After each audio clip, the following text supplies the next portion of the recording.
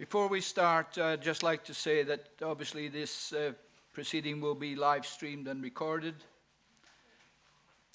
And there's no fire drill or fire alarm test planned, so in the event of a fire alarm, please leave by the nearest fire exit and make your way to the car park at the front of county offices. Members should be mindful that the new high-performing loop system is sensitive to any type of noise in the chamber. Ambient sound from the chamber immediately prior to meetings and during open session may be picked up by the loop, and therefore councillors should conduct private conversations outside of the chamber. The loop will be muted at the close of the meeting. If a member wishes to speak, they should raise their hand so that it can be clearly seen. Requests to speak will be monitored by Democratic Services and managed by myself with the assistance of the Chief Executive. When the Chairman invites you to speak, you should press the button on your microphone to make it live, and please speak directly into the microphone and press the button again to switch it off once you have finished speaking. Thank you very much, and we'll move on now to the order of proceedings. So, item 1, apologies for absence. Can I ask the Chief Executive, Debbie Barnes, to report any apologies for absence, please? Thank you. We've received apologies from Councillor Baxter, Councillor Carter, Councillor Mike Clark, Councillor Nicola Clark, Councillor Hassan, Councillor Lee, Councillor Parkin and Councillor Young. Thank you. Thank you, Debbie. Item 2, declarations of councillors' interests. Do any councillors have interests that they would like to declare?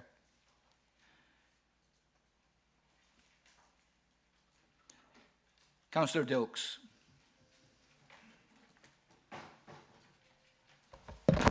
Good morning, Mr Chairman and fellow members.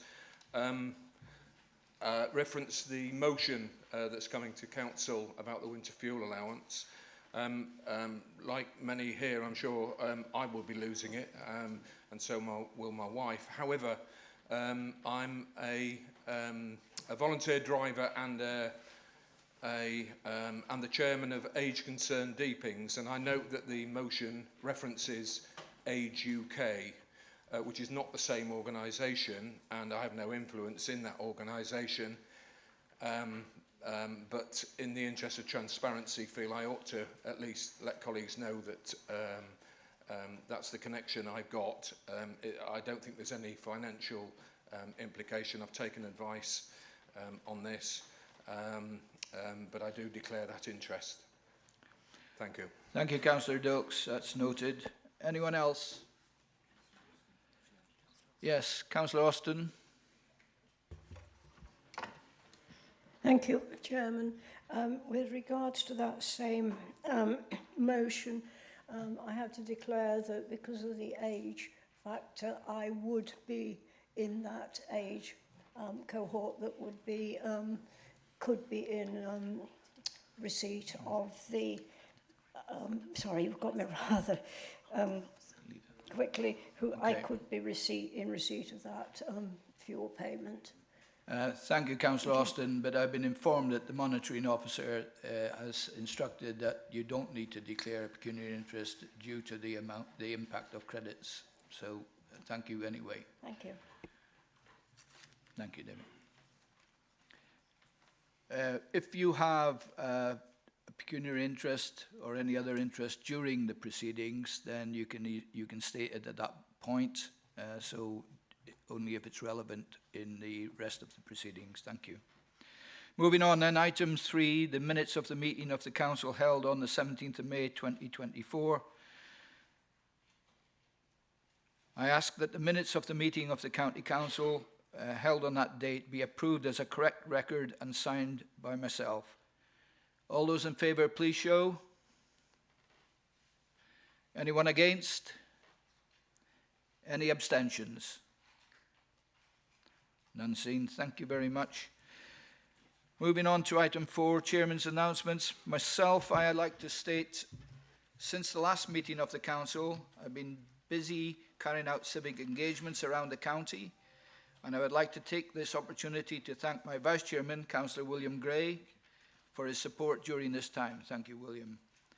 There have been many highlights since my last report, particularly the County Council stand at the Lincolnshire show, which received hundreds of visitors over the 2 days. During the show, it was my pleasure to present the Lincolnshire Good Citizens Awards and meet the recipients, some of whom volunteer much of their time to provide invaluable support to their communities while expecting nothing in return for their efforts. My civic service was held in Lincoln Cathedral last weekend, which gave me the opportunity to address the congregation as chairman. I thank those councillors who attended on the day to show their support. Thank you very much for those that were there. As you're aware, during my term of office, I am supporting 2 charities, Macmillan Cancer Support and Blind Veterans UK. Both are very close to my heart. It feels only right that I use this opportunity to remind you all that I am holding a charity golf day on the 4th of October at Blankley Golf Club in support of these charities, and I ask you to support this event if you can do so. I can ask you also to contact the Civic Officer, Rachel Wallace, if you have anybody that's interested, and all these donations, including the collection from the Cathedral on Sunday, will go to those 2 charities. Thank you. On a sadder note, I have to report the death of 2 former county councillors. Stephen Williams, who was first elected to the County Council in May 2005 and represented Spalding Elo Electrical Division until 2013. And Geoffrey Kirby, who represented the former Skellingthorpe and Highcombe South Electrical Division from May 2005 until May 2009. I would ask you please to stand now while we have a minute's silence on behalf of those 2.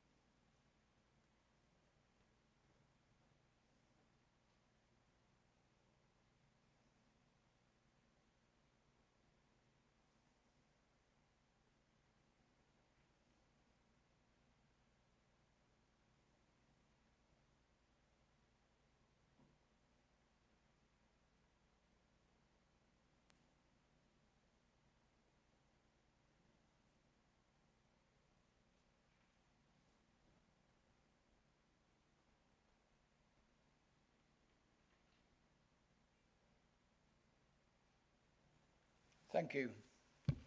Please be seated.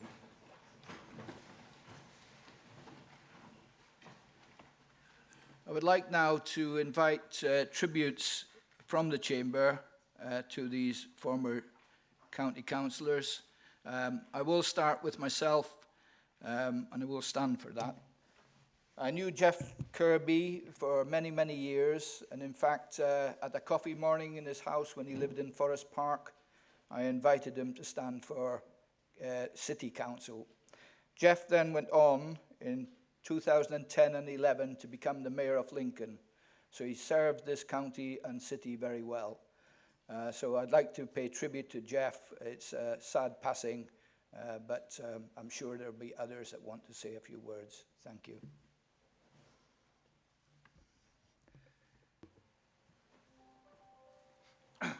Yes, Chairman, thank you. Obviously, yes, two members who served this council well. Steve Williams, actually from Spalding. He was chairman of Scrutiny Committee for some time. Quite a forceful character, and obviously looked after the interests of his division very well. Jeff was a more ameliorative sort of character, but again, he did his best. So I think 2 of our former colleagues who are no longer with us, and I think we should just acknowledge their service to the county. Thank you, Leader. Anyone else? No. Oh, sorry. Councillor Neil Murray. Thank you. Thank you, Chair. I'd just like to say briefly, I got to know Jeff Kirby pretty well on the City Council. and he was a really decent fellow. I got really well with him. Thank you, Neil. Anyone else? No. Well, thank you for that. If we could move on then to item 5, statement and announcements by the leader and members of the executive. Do any executive members want to add anything to their statements? Councillor Lindsay Corey.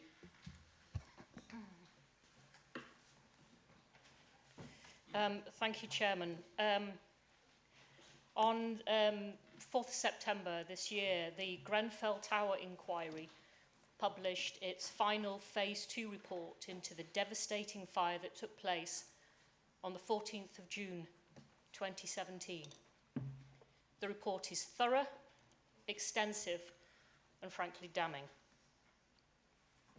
72 people lost their lives in the Grenfell Tower fire, and the report concludes that every single death was avoidable. However difficult it is for us to read about the failings of politicians, planners, architects, construction and manufacturing companies, and emergency responders, it's nothing compared to the pain that the families and loved ones of those who died have experienced and continue to. The effects on a whole community and country from this incident have been shocking. The community is at the heart of this human tragedy, and as elected representatives, we must do all we can to ensure that such an incident is never repeated. I'd like to assure members that the recommendations from the initial Phase 1 report have been prioritised and fulfilled by Lincolnshire Fire and Rescue. Although the risk is low, as we have in Lincolnshire a limited number of high-rise buildings, there have been situations where cladded buildings have been identified and changes have been enforced to keep our people safe. Training and exercising in medium and high-rise buildings has continued, and Lincolnshire Fire and Rescue works with residents and housing organisations to provide guidance, assurance and safety planning. We have also invested in new equipment such as smoke hoods to assist evacuations in smoke-filled exit routes. But there will be much more work to do. In the coming weeks and months, locally and nationally, fire services and representative bodies will be looking closely at the detail of the final report and its recommendations. Lincolnshire residents have our absolute commitment that we will be proactive in implementing and resourcing the actions needed and relentless in doing all we can to improve safety and response. The report is clear, Chairman, that there have been tragic consequences of deregulation and there is no room for complacency for any local authority. As a politician, I'd like to reinforce the role that we all have in scrutinising developments and construction within our county, and my own view is that they should never be watered down or underplayed. In the current rush to build more houses more quickly or to upgrade energy and other infrastructure, potential safety, welfare and environmental impacts on local communities should never be overlooked. Developments that considerably impact and increase risks to our residents cannot be supported. When new proposals come forward, we should be demanding the highest levels of assurance and the best provision for our communities. Like all those affected by the Grenfell Tower tragedy, they deserve better. Thank you, Chairman. And if I could just indulge you for one more minute, I just have a quick statement to make on HMI. Yes. Following last year's inspection by His Majesty's Inspector of Constabulary and Fire and Rescue Services, I reported to members that Lincolnshire Fire and Rescue had a cause of concern on our equality, diversity and inclusion work. In January of this year, we submitted an action plan to set out how we would address the areas of concern and how we intended to fulfil HMI's recommendations. Between the 29th of July and the 2nd of August this year, HMI came to re-inspect Lincolnshire Fire and Rescue, and I'm delighted to tell you that this area is no longer deemed a cause of concern, and the Inspectorate has commended us on the significant work the service has been doing and the progress that we've made. The feedback from HMI highlights Lincolnshire Fire and Rescue's substantial improvements in several areas, including communications, clear processes put in place for reporting EDI issues, steps taken to enhance equality impact assessments, and establishing our talent resourcing and learning team. Chairman, I'm grateful to everyone who has worked hard to achieve this, particularly our Chief Fire Officer, Mark Baxter, and his whole leadership team for the focus they have employed in making improvements while still maintaining high standards in delivering a good service to our publics. This is a great achievement, Chairman, in an area that is challenging for all fire services across the country. And I will conclude by saying that we're committed to maintaining the focus on all these processes of continual improvement. Thank you. Thank you, Councillor Colley. I'm sure the whole of the Chamber will echo the congratulations on behalf of the fire service there. So, thank you. Councillor Martin Hill. Just two additional announcements, please, Chairman. The first one is an update on the devolution proposal, which I know members we've talked about for a long time now. So, along with the leaders of North and North East Lincolnshire and chief executives, we had a meeting with the local government minister, Jim McMahon, last week, he's actually a former leader of Oldham Council and was I think, group leader at the LGA, so obviously someone who knows local government very well. So I think we had a very productive meeting and some various issues were discussed and debated. It was very positive, and at the end of the meeting, the minister committed that he was keen to make a decision as quickly as possible. So he did say, well, within, I think, before the Chancellor's Baltham statement, there will be an announcement or on that day as to whether our devolution deal will proceed or not. There was also, I believe, a meeting with East Yorkshire and Hull as well the previous day. So that's where we sit. So at the moment we don't know, but all I can report back, it was a pretty positive meeting. And members may also be aware that the bids for Norfolk and Suffolk were actually rejected earlier on this week, because I think the government's already made an announcement that it would not support single county deals, which obviously they were. So we haven't been rejected, so I think there is cause for optimism, but we'll have to wait and see what announcements are made later in the next month, I think it will be now. Just a little plug for the second announcement. Members may be aware that it's the 80th anniversary of the Arnhem event, where many young people, mostly Americans, actually took off from Warefields in Lincolnshire over to Arnhem. They were 80 years ago. They were over there now, and as we are well aware, many of them never came back. So just to say, there are various events marking that, but over this next weekend there is one at Falkingham where they are going to celebrate, remember those young Americans who, particularly the 80th American Airborne Division, who took off from the airfield which was there, and it's always a bit of an event to remember that every year. So just a little plug there. Thank you, Chairman. Thank you, Leader. Moving on then to item 6, questions to the Chairman, the Leader, Executive Councillors, Chairman of Committees and Subcommittees. I am anxious to allow a good spread of questions across the Chamber within the time allocated. I intend to allow 45 minutes for questions. I am expecting councillors to be disciplined because of the time available. When invited to ask their question, councillors should press the button on their microphone to make it live and press it again once they have finished speaking.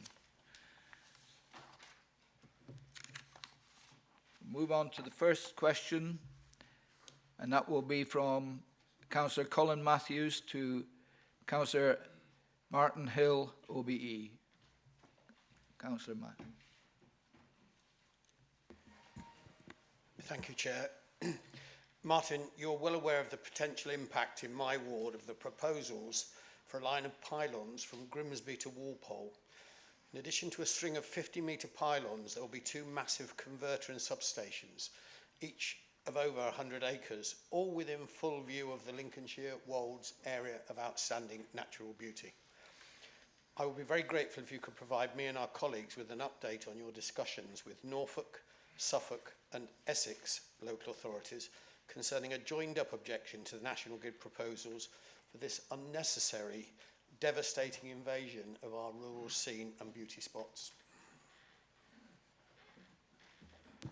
Yes, thank you for the question. So, yes, as you've stated, we're all aware that there is this proposal by National Grid to have all these 240 pylons go through Lincolnshire.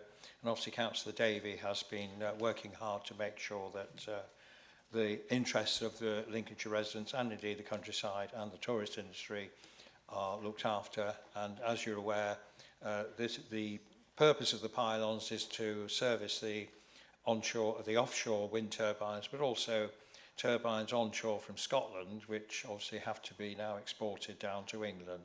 And obviously the power which will be generated and travel through these pylons will mostly be going elsewhere.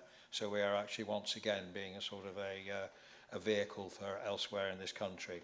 So Councillor Davies has been doing a sterling job in raising these issues with National Grid.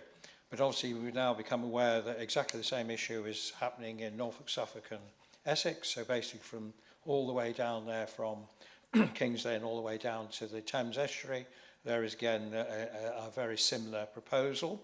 So they have very similar issues to us. And I think we're all sort of on the same page that we understand this has to be done. But we really think that if the better option is to actually put the cables on the seabed, as indeed they do come from Scotland already. National Grid have been claiming that it's cheaper to build a load of pylons with all the compensation involved. That's cheaper than putting it on the seabed. I think all of us are scratching our heads a bit about that. Doesn't seem to make sense.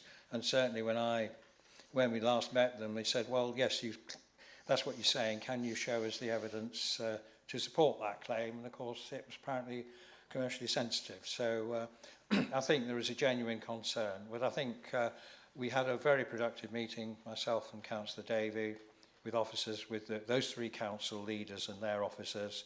And I think there is very much a common cause. There are specific issues that are pertinent to Lincolnshire, but I think between us, we do believe this mad rush to actually pretend that you're going to hit net zero by 2030 is reckless.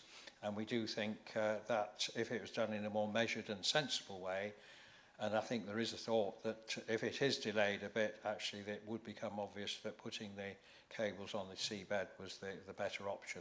So we have committed to work together and all of us will work together and combine forces when necessary to make sure that the agenda for net zero is done in a sensible, practical and reasonable pace. Thank you, Chairman. Thank you, next question is from Councillor Debbie Armiger to Councillor Colin Davey.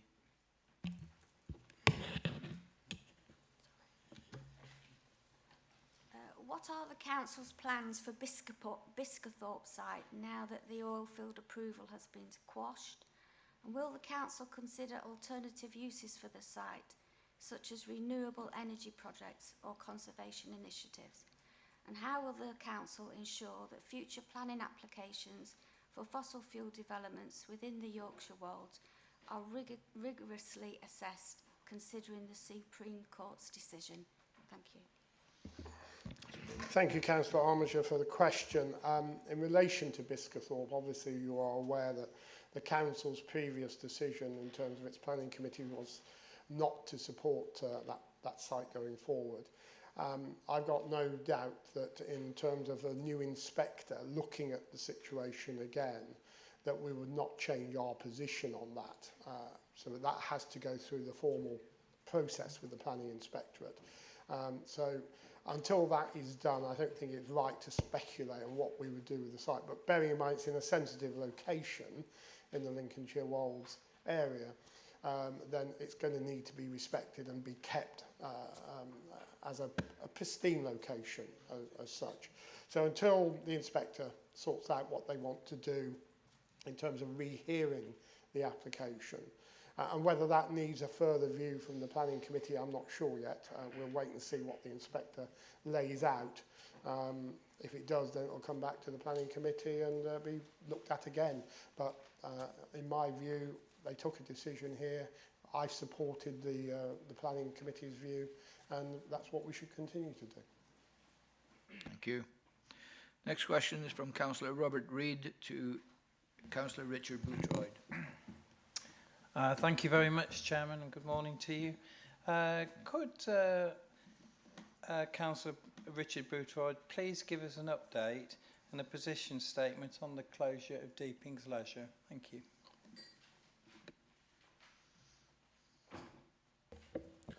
Thank you for the question.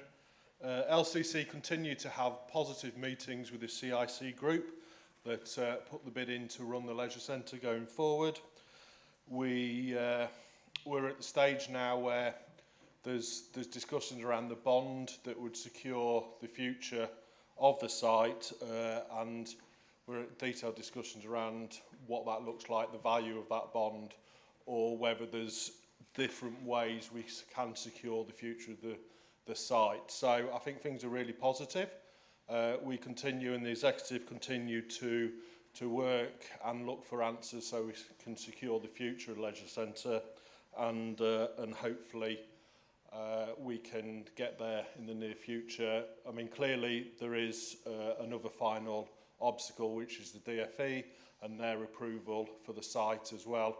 But we remain committed to the future of the site, and I'm working with the group to the best of our abilities to get that over the line. Thank you. Thank you. Next question is from Councillor Neil Murray to Councillor Richard Davies. Thank you, Chair. I was a bit surprised to be informed recently by some people in the Carhole division who like going walking on the Viking Way and places like that. They were saying that there's apparently a backlog in the registration of public footpaths in Lincolnshire and not in compliance with the Countryside and Rights of Way Act 2000. They tell me that unfortunately Lincolnshire County Council is the worst performing council in this respect. What can be done to address this? Thank you. Yes, there is a backlog. There is a backlog nationally as local organisations accelerate towards an impending deadline. I think it's fair to say the backlog is not aided by some people proactively going into other areas, almost, you might say, vexatiously, to generate work. We have a public rights of way team who do an extraordinary good job, and we recently will have seen I'm sure you noted before planning and regs came the drift issue and Sewston Lane that was processed. Very often these cases are extremely lengthy and time consuming. Myself with the team I visited, and O'Connor Davey, whose areas covers this as well, we've spent a lot of time stood on footpaths in the middle of nowhere having very lengthy conversations. Very often it involves pulling out copies of the 1793 Enclosures Act and arguing about things that are 300 years old. So as much as I would like to say we can accelerate the process, I think the reality is we can't. There is a long backlog. It isn't unsurprising that Lincolnshire is behind the curve compared to more urban authorities because we have so many footpaths. We have a 9,000 kilometre network already that's pre-existing. By adding more into that, it's going to take time. And we have some individuals in the county who are well within the rights to do so, but have generated dozens, if not hundreds, of additional requests. So the deadlock created by that pushes us back because we only have a relatively small team.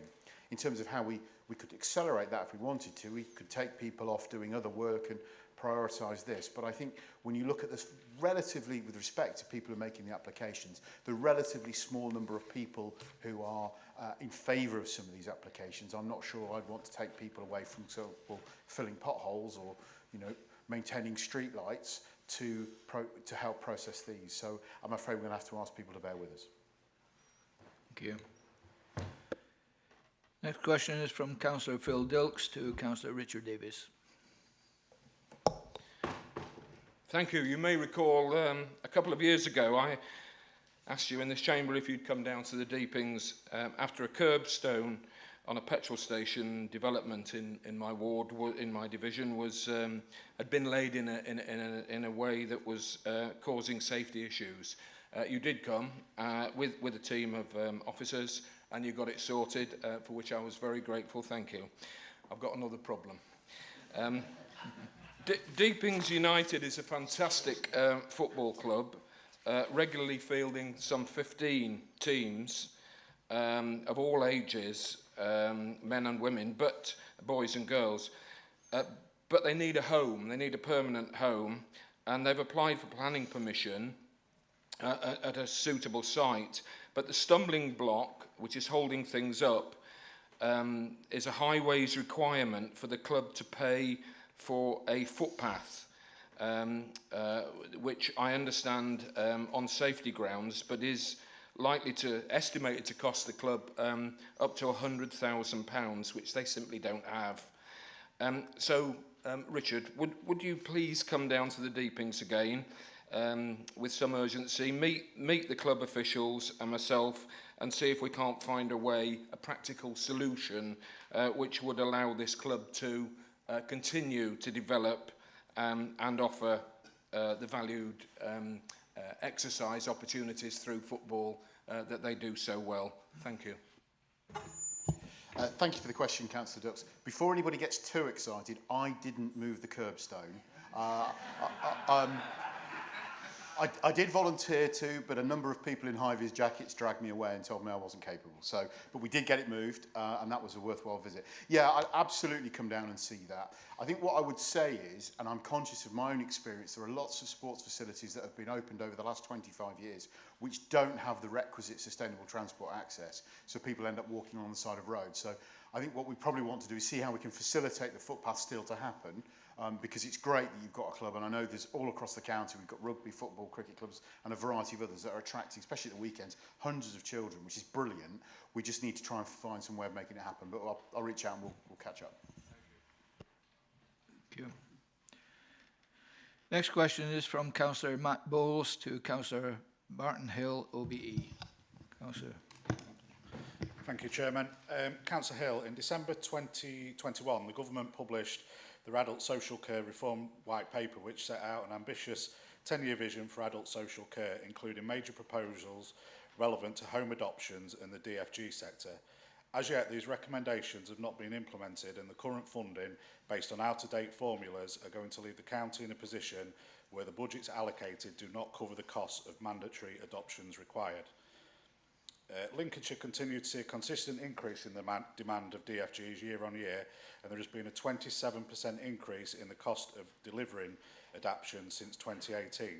Yet the DFG funding and grant maximums have not increased to reflect that increase. Due to the rise in demand for adoptions, along with the increase in cost to deliver the adoptions, would LCC be prepared to work with district authorities such as West Lindsey District Council to lobby government for the changes promised in 2021 that have not come as yet? Thank you. Thank you very much for the question. Yes, I mean, obviously in terms of the reforms to social care funding and all the related stuff, indeed, in terms of DFG or facilities grant for home adoptions, obviously there is a reform badly needed, and one would hope the new government, with its huge majority, will be able to take some difficult decisions which, in broad terms, talking about social care, urgently need to happen, because we can't carry on as we are. Previous government just did actually put extra funding in, but on a one-off basis. So let's hope that that will happen. I know that the Local Government Association and the County Council Network are doing a lot of work to actually facilitate what we believe is the right view. And obviously the Prime Minister said yesterday that reform must become before more money, and I would support him in that view. In terms of the specifics, obviously you were mentioning, I believe, DFGs in terms of people adopting children. That's what you're referring to. Otherwise, it is a matter between the county and the district. More money, a lot more money was made available by previous government, which in the main was work. We had a good partnership with the district councils, how that was delivered. But if you adopt, we'll obviously see what we can do, but obviously we will be lobbying us on behalf with our national representatives to get this to change. I don't know whether Councillor Bradwell's got anything to add. Sorry, Councillor Bowkett, yes, sorry. Whether Wendy can just help answer as well, please. Wendy. Thank you. Yeah, the DFGs obviously sits under our Housing, Health and Ageing Better group. As you all know, a lot of the DFGs aren't spent by the districts, and that is our issue. We've got 7 district councils. I know Gainsborough, they do have spent, or actually overspent their DFGs, but I think that is our issue here. We've got lots of money, but maybe it isn't allocated correctly, and I think that's what we've got to look at, because Councillor Gray and I sit on the health housing, and we have reports most months about the DFGs, and there is millions there that's not spent. So I think that's what we've got to look at within the council. Thank you. Before I ask the next question from Councillor Tom Dyer and to Councillor Richard Davis, Richard, I'd just like to apologise. I've tried to stagger the amount of questions you have to answer, but you're such a popular guy that I just can't do it. So, Councillor Dyer. Thank you very much, Chairman. All colleagues will be aware that the funding for the North Hycombe Relief Road is now uncertain due to the Labour government's review of all transport projects.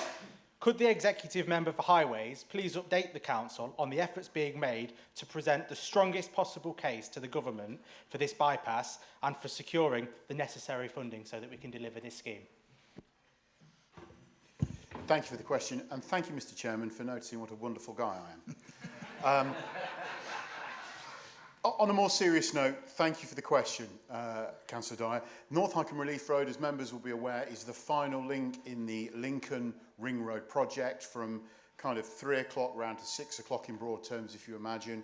But as importantly as the traffic benefits for Lincoln, the difference it will make to North Hycombe is substantial and almost can't be over-egged in that sense. Because not only will it relieve congestion on Newark Road and Station Road, it provides additional capacity on the A46, which Midlands Connect even regionally have realised is one of our increasingly key trade routes up to the Humber ports. It also provides space for 4,500 houses. It also supplies space for 7 hectares of much needed employment land, which we know in the Lincoln area, in North Hycombe area, there are lots of opportunities, businesses are growing, but they need more space. So it ticks so many boxes. I think the benefit cost ratio is about 2.5, which is one of the highest in the area. And that means for every pound invested by the taxpayer, the return is £2.50, which is a fantastic rate of return. Which is why, unsurprisingly, as an authority over perhaps 10 years, we've been working on this project. Many of us have done site visits over the years. Many have looked at the various stages. We secured property many years ago. We've been working with local residents, local landowners to make this a reality. And while it's not unsurprising that the incoming government would want to pause perhaps and review decisions that the previous government had made, I think the lack of communication coming out of the Department for Transport is a cause of some concern. The Scrutiny Committee, chaired by my colleague in Carrington, met earlier this week and had a very productive meeting with input from officers, as well as Dr Caroline Johnson, the MP for Sleaford and North Hycombe, and a really productive conversation about what we can do and what needs to be done. We've chased up the Department for Transport. We've reached out to the Lincoln MP, Hamish Falconer, who I'm pleased to say has come out, I think, very recently and said he's supporting it. Not heard from him direct, but I'm sure he'll be in touch in due course. And it's about presenting a coherent argument that this scheme needs to stay in place. My worry, being candid, and colleagues will remember this, is when the coalition government came in back in 2011 and we had a Liberal Democrat, not blaming you guys in particular, roads minister, we did see cuts to the Lincoln Eastern Bypass scheme, and that went from because of the decision that Norman Baker made then, went from a dual carriageway to a single carriageway, and I think we'd all agree that was a mistake. In summary, the best time to build a piece of infrastructure like this is yesterday. The second best time today. The only guarantee I can give you, Councillor Dyer, is the longer we wait to build it, the more expensive it will get. So we need to build it now. Yeah. Thank you. Next question is from Councillor Kevin Clark to Councillor Colin Davey. Thank you, Chairman. Councillor Davey, relating to the S19 investigations, I had a meeting with some residents who got flooded and basically they've got two questions that can be one question. Will the completed investigations be sent direct to their homes? If not, why not? And two, will the investigations actually tell them why they got flooded? Thank you. Thank you for the question, Councillor Clark. It probably gives me a chance to actually update the Council on where we are with the Section 19 investigations in relation to Storm Babette and Hank. We're currently on target to complete all those investigations, and those reports will start being published in October. You, as the local member, will receive a copy of that report directly, and you'll be able to discuss that with the residents. And yes, residents who have been directly affected will also be informed of what has been found during the investigation process. How we then solve the issues raised and who might be responsible for solving them will come out through that report process. We will be working, once we have all the Section 19 reports, at a package of measures where we are directly responsible and where we can solve the problem. We will be looking at those. But we will be encouraging our partners and other agencies that have direct responsibility for an issue to be doing the same thing as well. But I will also say there will be some things that will require massive schemes, very expensive schemes to fix, which may be challenging, and there may be some things that are just simply unfixable because of the pressure of the amount of rainfall we had during those storms. So the answer to the question is, you as the local member will be directly informed. You'll get a copy of the report, and we will inform residents of the outcome of those investigations. Okay. Next question is from Councillor Noy-Sear to Councillor Richard Davies. Noy. Good morning, Chair. My question is to do with 1104 Morley Lamar Strip. My point to ask Councillor Davies is, over 3 years ago, a blink of the eye announcement from LCC to bring the nuclear waste in Sutherthorpe, near Mablethorpe. No question asked.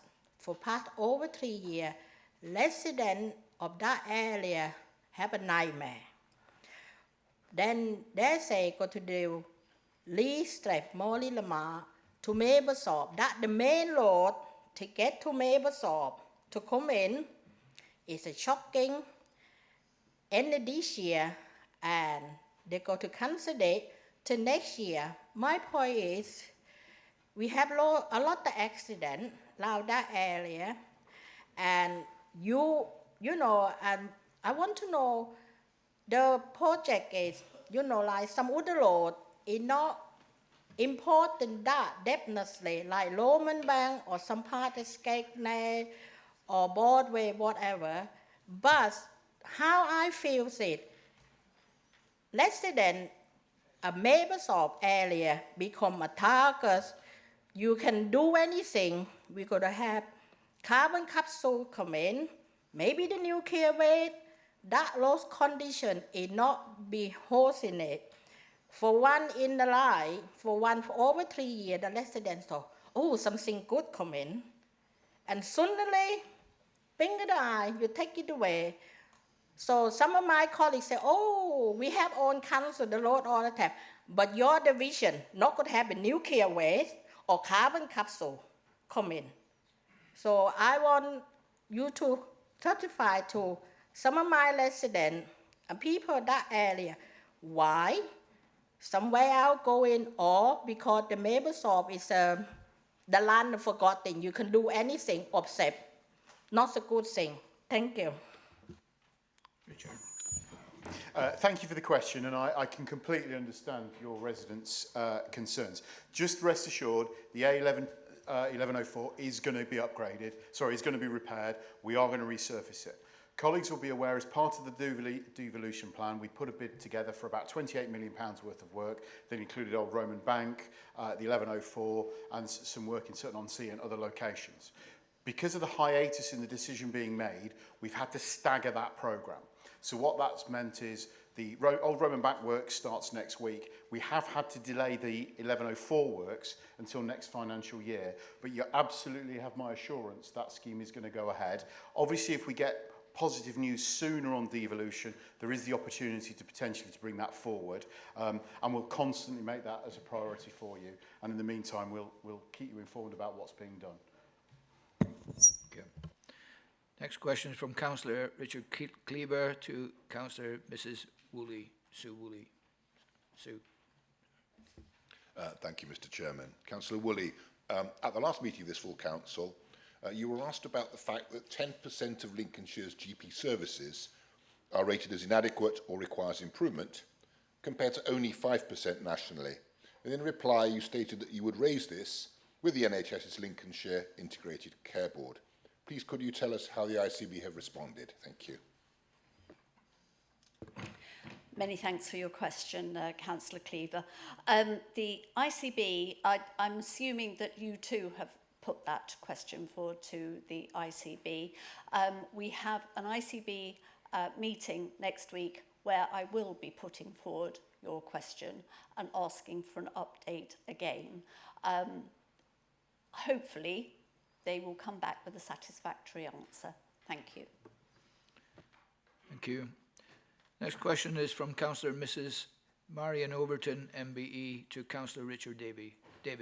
Sorry. Thank you.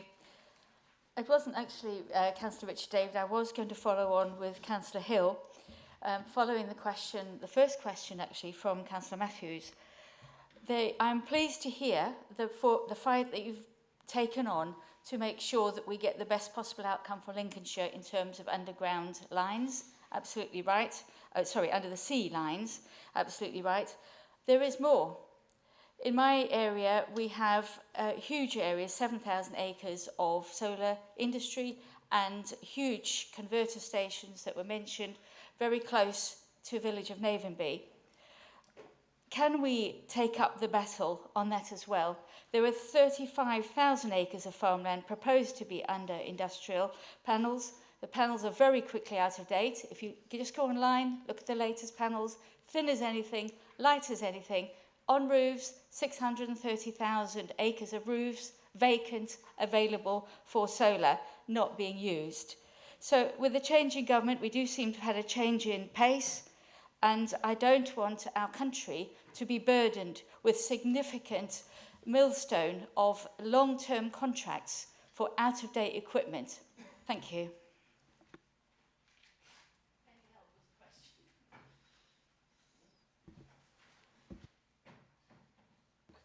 Thanks, Councillor Overton, for that question. I totally agree with you. I mean, solar should be on rooftops, it should be on new builds, it should be everywhere else but on our farmland, quite clearly. And we've obviously seen a number of consents already in Lincolnshire. The Secretary of State has decided that our farmland is not particularly important to him. He doesn't believe that our arguments about it are important to the government. That is a great shame.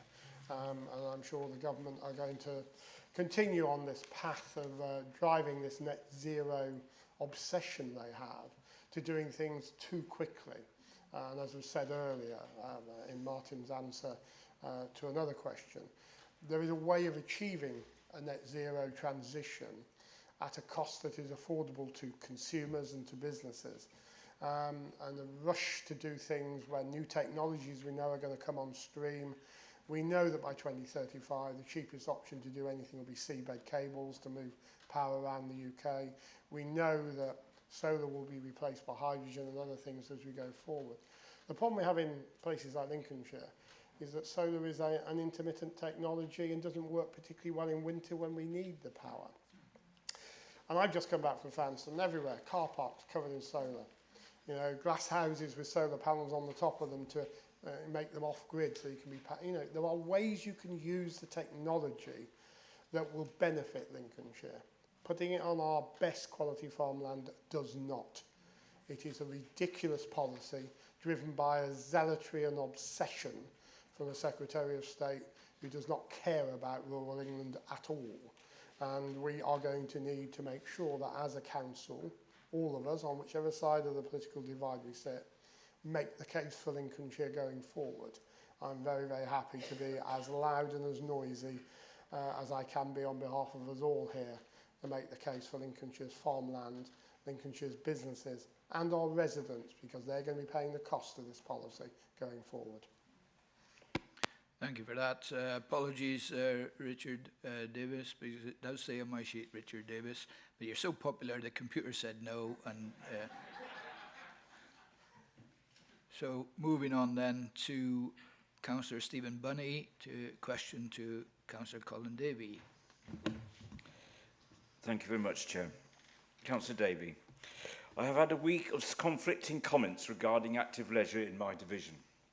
The residents of Bishop Norton and Atterbury and North Willingham parishes are extremely grateful for the improvement made to the footpaths in their area, and they look forward to using them on their Sunday afternoon walks, etc., over the next few years.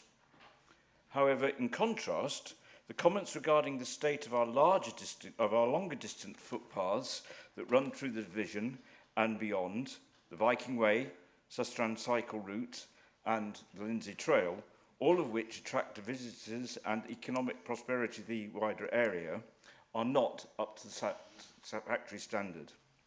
Can you please assure us that every effort will be made to bring these valuable infrastructural assets up to a good standard as soon as possible? And I'm going to pass that on to Councillor Davis. I think I'll probably pick that up if that's okay with you, Councillor Bunny. Yeah, I mean, we touched on the Viking Way earlier on when I mentioned the Susan and the Drift, where we've recently put a TRO in place, or through the Planning and Regs Committee, for exactly this purpose. What we were seeing is misuse of the path.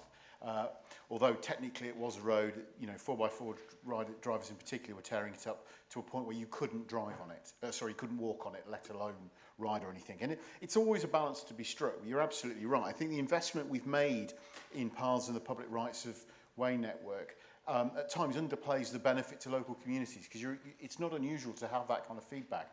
A relatively small improvement to a parish can make a huge difference for leisure users, people going to walking to work or to school, you know, dog walkers, etc. And I think it's key that we do more of it. It is difficult when we start to look at some of the regulatory requirements made. Because you know, for example, in your patch where you've had some flooding issues around a footpath bridleway, if people insist on driving 4x4 vehicles along it, there's almost nothing we can do to kind of keep it open. The reality is we get a lot of pushback from often referred to as the green laners, who say, oh, well, you should protect it so it doesn't damage it. Well, can you imagine the cost of the 9,000 miles of footpath? We've got hundreds of miles of bridleway and boats. The cost involved with keeping that open so people can, in essence, get themselves intentionally stuck in the mud and pulled away again, I think is disproportionate for the return. So what we're trying to do is target those areas where we can make the biggest improvements. But it's a lengthy process.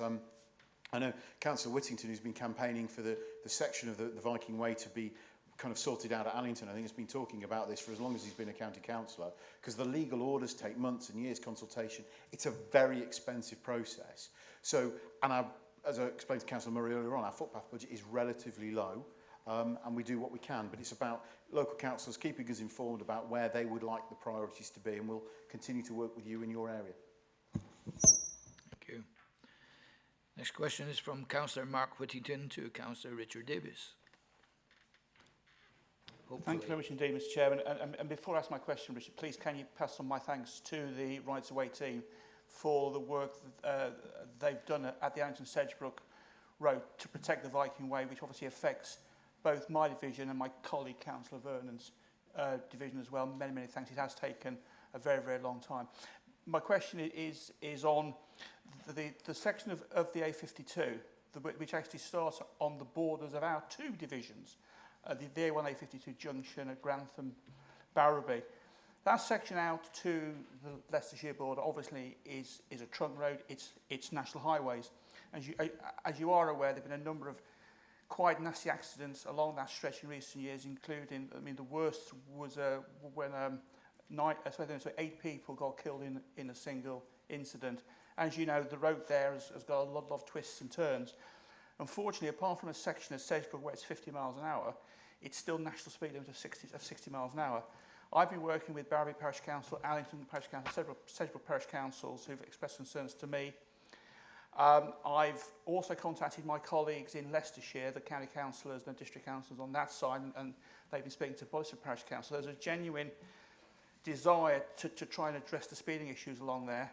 I've had a provisional conversation with Gareth Davis, who's the MP on the Lincolnshire side, and I know my Leicestershire colleagues have spoken to Edward Arger, who's the MP on the Leicestershire side.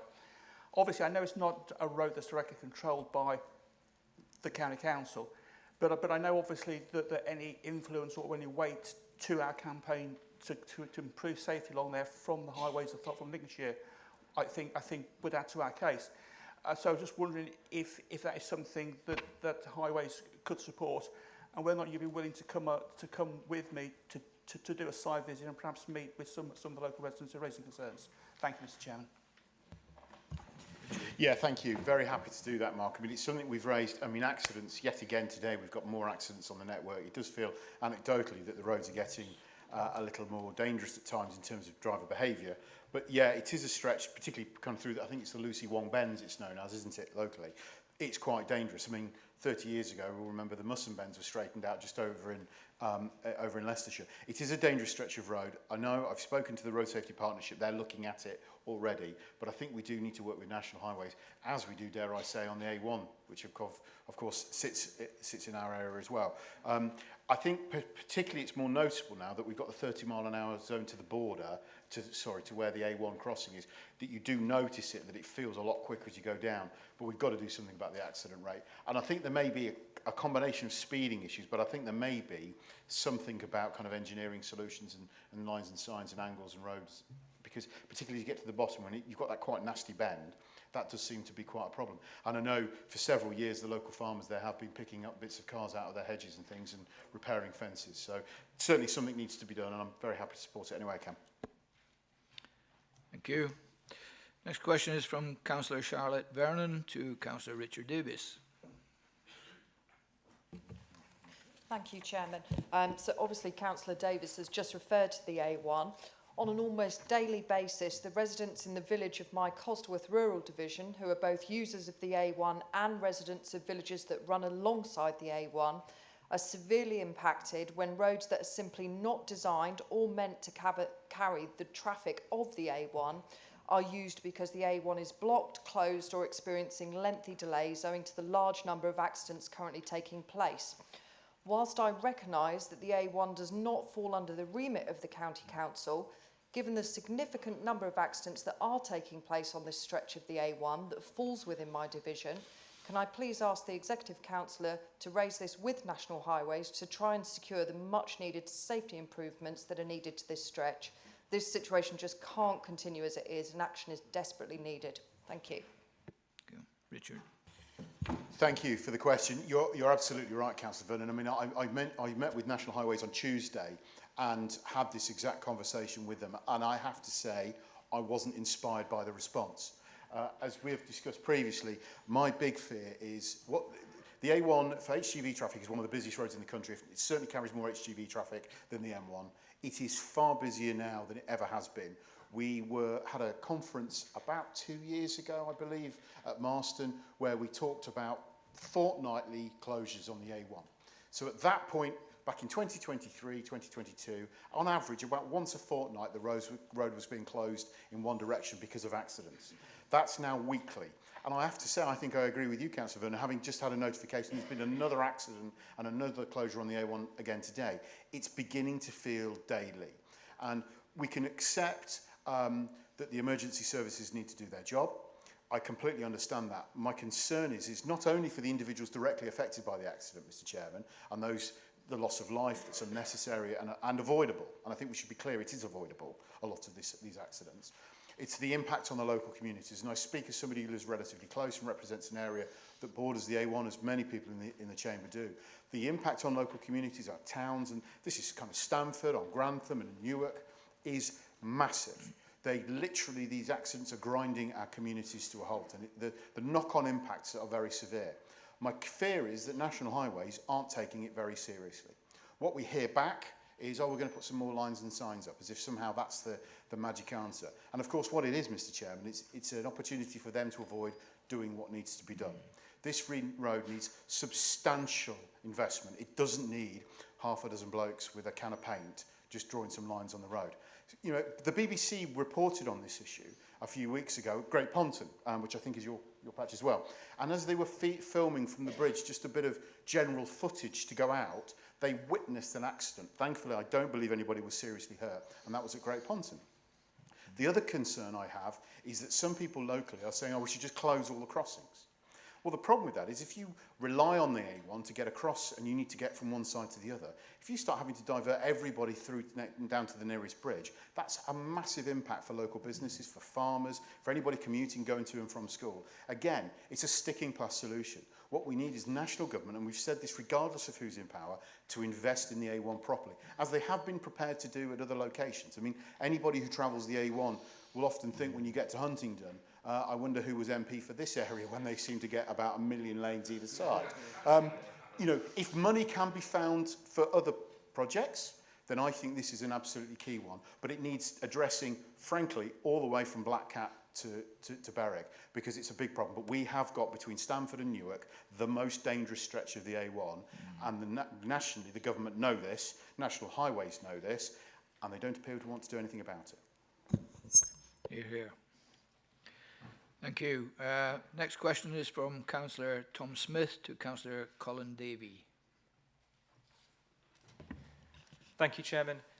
Councillor Davey, given that the 3 NSIPs have been given consent, as you already alluded to, and we have a minister in post who simply doesn't quite frankly give a damn about Lincolnshire and the countryside and the valuable role it plays to our country, what will we do to ensure our farming community, who are the backbone of our county, are supported and protected, and how can we prevent Lincolnshire having its very own Ravenscraig moment where the areas are absolutely decimated by ineffectual technology that, as you've already said, is going to be replaced in the next 5 years anyway? Thanks, Councillor Smith, for the question. And obviously for residents of West Lindsey in particular, who've already had 2 of these giant schemes approved, it is obviously a great worry and concern to them, bearing in mind there are other NSIP proposals for the West Lindsey area, and not forgetting, of course, the other approval was in the South Kesteven area. We are inundated with NSIP applications, not just for solar, but for pylons and all the other infrastructure related to this transition to the grid that has been talked about a lot today. As far as I'm concerned, the issues, particularly for your area, for West Lindsey, are now going to become around cumulative impact.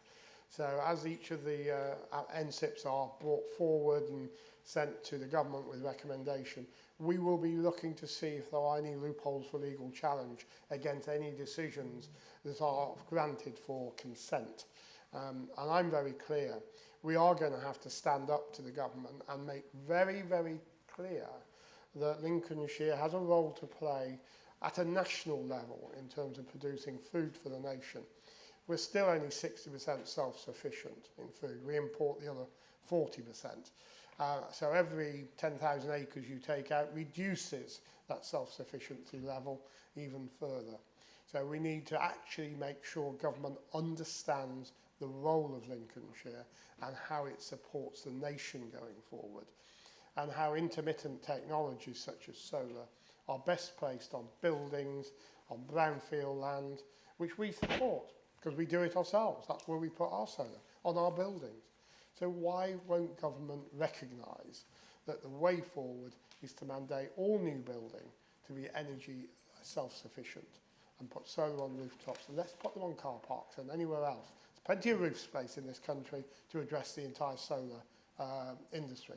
But the profits from solar go back to overseas companies. It's not helping our economy, it's just helping someone else. And we need to stand up for our country if the government isn't prepared to do it. Thank you. And the final question is from Councillor Rob Kendrick to Councillor Richard Davis. I'm aware that we will run over slightly on time, but I'm willing to allow that with the Chamber's indulgence. Rob. Thank you very much, Mr. Chairman, for your indulgence. My question to Councillor Davis is concerning the junction of the B1202, the Metheringham Heath Road, with the A15. It's been a matter of great concern to a number of my residents because of the accidents that have been occurring on that road. I have been in discussion with the Lincolnshire Road Safety Partnership and the highways about this junction. I understand some investigations are underway, but I'd be very grateful if Councillor Davies could lend his support to this, because it's a matter of great urgency now, as we seem to have accidents more regularly at that junction. Thank you, Mr. Chairman. Yeah, thank you, Councillor. It's a real hotspot, isn't it? This week I drove past and I saw that the road was closed again for an accident. I think it's fair to say we've done quite a lot already. We've put average speed camera system on the A15 that's tried to bring speed down. We've recently resurfaced roads both sides and improved the angle of the junction so visibility is better. The reality is people are still having accidents. I think there's a lot of discussions, and the Road Safety Partnership engineers and experts are going out, looking at it, monitoring traffic. I think there's a lot of driver behaviour issues there. I think that the alignment of the junction is pretty reasonable now. Visibility appears okay, but you're right, there are bits of cars are still having accidents there, and it's unnecessary. So we'll continue to do what we can. Thank you very much. That concludes questions. So we'll move on then to item 7, which is a review of the financial performance 2023-24. A report by the Deputy Chief Executive and Executive Director Resources has been circulated. Do I have a proposer? Councillor Martin Hill. Do I have a seconder? Councillor Mark Whittington. Thank you. Councillor Hill. Right, thank you, Chairman. Obviously, this full council meeting is the time when we actually, following a review of our financial performance in the previous financial year, look at the outturn, and then it's up to the council now to decide what to do. Pleased to report that, well, I wouldn't say uniquely, but very unusually for councils, particularly councils with social care responsibilities, we are in a happy position of again, having an underspend, which we now debate and decide how we deal with the £10 million effectively when you take what's left to decide. And that's very rewarding. Many other councils are looking at having to make savings, emergency measures, you name it. So I think it's a tribute that we are in that good position. I think I'd also state that the underspend is probably larger than expected, and I would just report that in terms of day-to-day running of the council, the underspend was within, I think, 1 or 2% of the projection. So I think all the departments have done their bit, and obviously on page 66 of the report, you can look down there, you can see where the overspends and the underspends have worked out in terms of the balance. Just to explain the reason for the mostly one-off windfalls, if I want to put it like, why we have this particular underspend. First of all, the energy from waste plant had a bonus for us because although electricity prices went up and had an overall negative effect on the county council finances, obviously the electricity is sold from the energy from waste plants, so obviously with energy prices peaking, that made extra money coming to the council. This is all done after the end of the financial year by people who run the energy from waste plant for us, so it's something we never can quite accurately predict. There was a court case where, which was won by councils, where indeed that cultural services buildings are now exempt from business rates, so again we had and backdated, so we've had a substantial windfall in that matter, which is very welcome. Councillor Davies isn't here, but obviously his team have been quite successful in getting extra money in from fines for people being naughty when they're parking, etc. So we've had extra money there. And also there was a late announcement on business rates in general, which was again a substantial increase in money that we hadn't expected. So, and again, I think that was due to government decisions, if you like. So that is the where we are. So effectively, we are in a situation where we have a choice as to if you take out the what's owing to what schools keep, because obviously the underspend that they achieve collectively is kept to them collectively, and obviously our policy is to carry forward overspends and underspends. So after all of that, I've just said we are talking about approximately, well, we're talking about £10.7 million. So you'll see from page 73 of the report, which is the detail of it. Obviously, the recommendations are there, but I think that's where you need to see where the £8.7 million is going to the development fund. In effect, what we're saying is that a lot of that money will go to additional highways works, because we are aware that in spite of the extra funding we've already put in, there is still a massive demand that we need to actually try and get on top of. And I'm very pleased that already with the investment already put in, that I believe many of the roads, I won't pretend they're perfect, but they are in a better state than they were, and there is a lot of additional work going on, both preventative and reactive, in terms of making the roads most better, but also better to withstand the traffic and whatever Mother Nature will fling at us. There's also a programme of improving the highway depots, and I think that money will bring savings, so in the end that will actually, over time, save money for us. And also, we've put a bit of money aside, of 1.3 million, for any emerging priorities which may come forward. We've also, you'll see from there, put just nearly 1.5 million into contingency, because this financial year we are currently projecting an overspend, and we are particularly concerned about home to school transport and special education needs and social care in particular, which is why it's so important that the government does actually bite the bullet and do some necessary reforms. But we are concerned about that, and we need to make sure come the end of the year, if these issues are, if those particular areas are overheating, we make sure that we have sufficient funds in the pot. So that's the proposal there, Chairman. So I await the discussion and debate from fellow colleagues. Thank you. Thank you. I move the recommendations which are on page 4 of the order of proceedings. Thank you, Leader.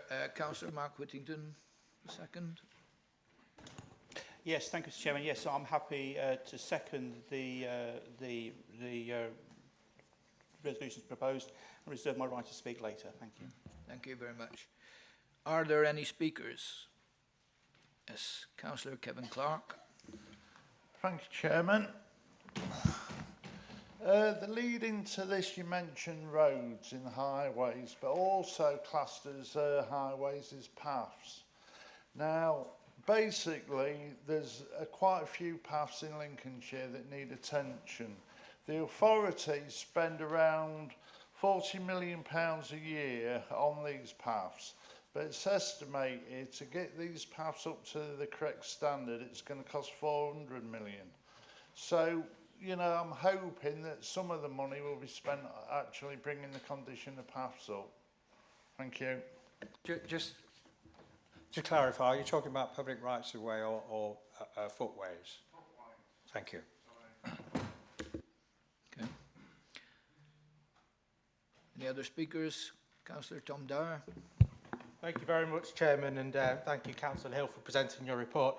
Something's just come to mind, actually. Several months ago, I remember this council approving the budget, and members on that side of the chamber, I think, their amendment to the budget was to spend even less on highways. So the problems that Councillor Clark has just detailed here to this side of the chamber, quite frankly, if you were on this side of the chamber, the footpaths would be in a far worse state because of the policies that you'd like to bring forward. Thank you, Chairman. Thank you, Councillor Dyer. Any other speakers? Yeah, Councillor Mark Whittington. Sorry, Councillor Smith. No, sorry, Yes. before you, Councillor Tom Smith. Sorry, Tom, couldn't see. Thank you, Chairman. It's just a point of information. Councillor Clark, his figures were incorrect. There is 40 million for highways works, which are roads. There is 3 million for footpaths and £30 million worth of work. I thought the Chamber would like and welcome the clarification, Chairman. Thank you. Any others? None seen? Back to Councillor Mark Whittington. Yes, thank you very much indeed, Mr. Chairman. I was expecting a slightly longer debate, but yes, I'm really delighted to second the proposals that the Councillor Hill has put forward. Councillor Hill has outlined the reasons for the underspend, and the members can consult the relevant papers to see how they are spread across all the services that the council provides. I think it's really important to actually say that we are in a really good financial position as a county council. You know, in the 10 years I've been on this council, every year we have underspent on our budgets.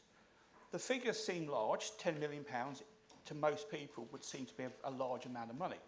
But of course, in relative terms, in terms of overall percentage of our overall budget, it's a very, very, very small percentage. You know, 1% underspend or overspend on adult social care, a budget of £250 million is a big figure in itself. I think Councillor Hill made the point that increasingly money is being spent on social care. That roughly, if you look at the budget figures, excluding schools, roughly 2/3 currently of our total expenditure as a county council goes on social care, whether that's adults or children. It's roughly 2/3. Anecdotally, when you speak to colleagues across the country in some parts, I was at a meeting where the leader of Bradford Council and was saying that they're currently spending 85% of their total budget on adults and children's social care. When I first joined this council, I think our total spend for adult social care was about 45%. So we can see how it's increased over time, which I think amplifies why the new government does need to look at social care. But we've managed our budgets. We're in a great financial position, but as leaders said, this year we are potentially looking at an overspend situation around homeschool transport and other issues. Historically, those councils are going to financial problems, have got into financial problems because of a reason, whether it was Northants or Croydon or Slough or Birmingham or Nottingham. They go into financial problems because they'd done something that came back to bite them. But now, and we're picking this up, other county councils, especially in the south, Lancashire, are all reporting that they are now in a situation that really good councils of all political persuasions, that have been really well run, are now facing real financial issues, which is why we need to put this money in reserves as outlined. And on that basis, I'm happy to second this motion. Thank you, Mr. Chairman. Thank you, Councillor Whitman. Does the Leader of the Council wish to respond to anything? Just very briefly, Councillor Dyer jumping up reminded me we hadn't replying to Councillor Bunny, we actually put an extra £1 million into the maintenance of public rights of way, as I said, and I think the priority is those round communities where people tend to walk them a lot. Footways, yeah, I appreciate what you say. We could always spend more money. We do spend sufficiently, and we did have to sort of curtail spending on footways when we had the austerity programme, but now we are back investing in more footways, and certainly in my division, which is a large one in terms of geography, they are getting round to, and it does actually, I agree, the place does look a lot better and safer for pedestrians. I'm a bit surprised there's no amendment, Chairman, because I was written to by, and we have some twin hatters from South Kesteven, because I was written to by the South Kesteven District Council asking or demanding that actually we give all children free school meals, all children in South Kesteven, that is. So obviously, as members are aware, you can't just geographically pull out one particular district. So if we did that across the county, the estimated cost would be some £26 million a year.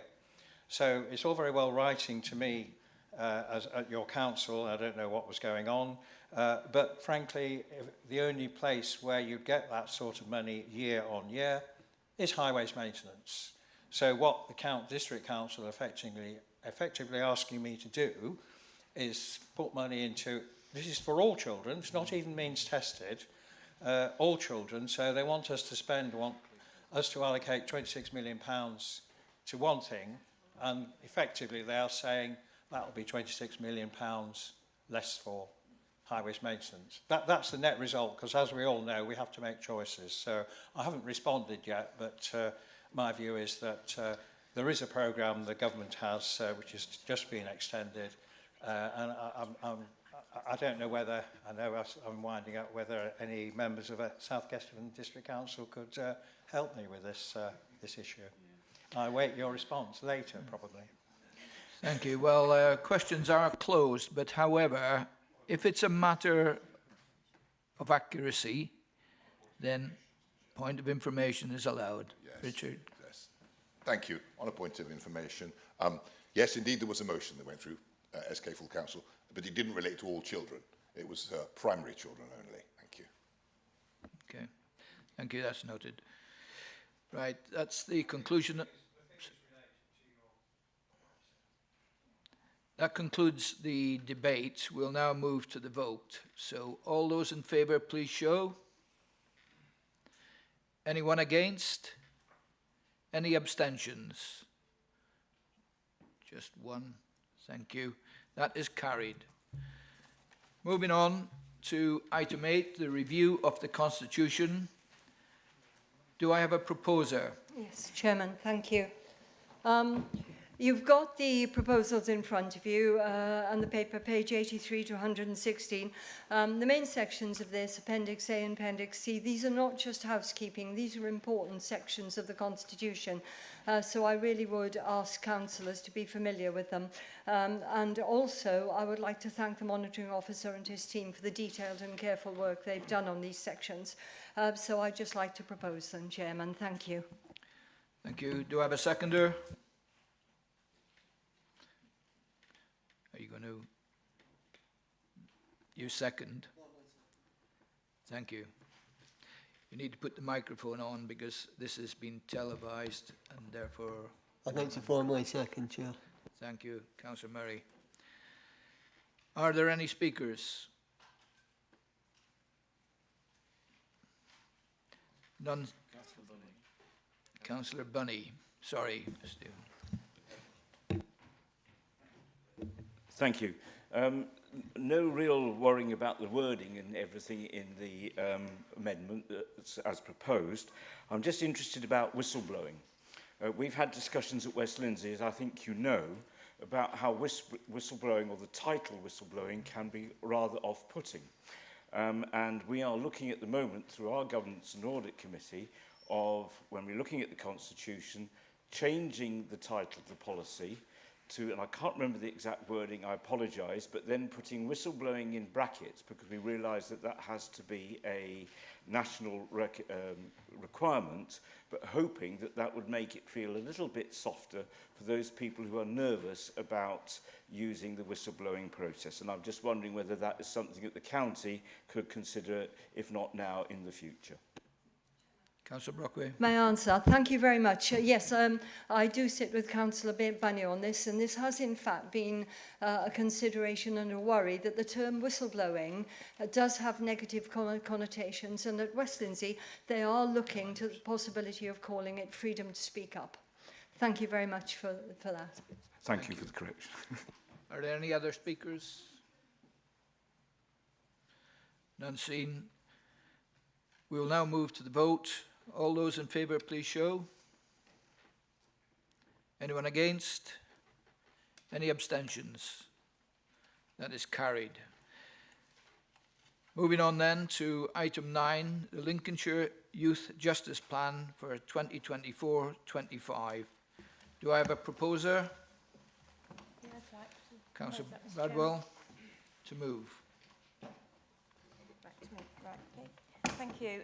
Yes, it is quite a weighty paper, I have to say, so apologies for that. But it is a very important service that we do provide. The primary aim of youth justice is to prevent and reduce offending of young people.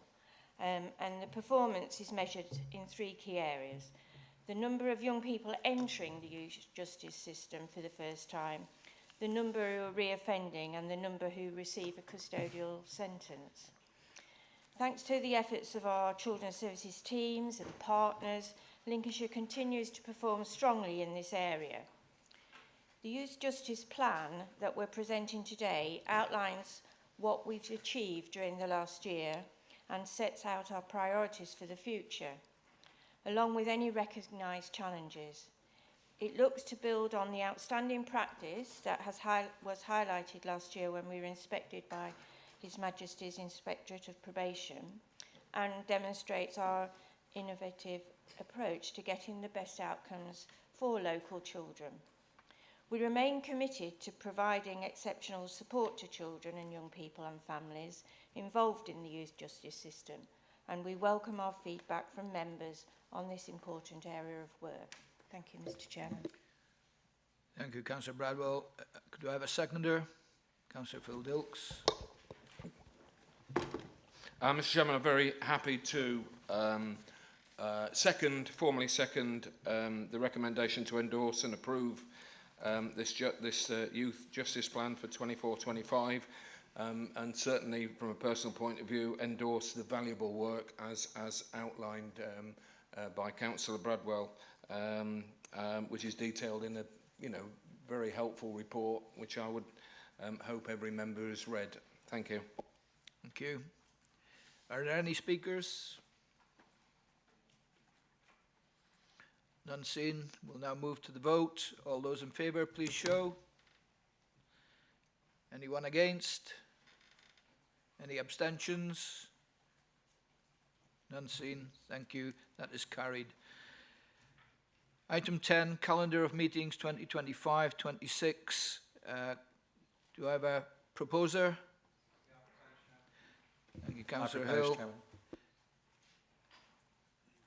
And a seconder, Councillor Bradwell. Councillor Hill to move. Any speakers?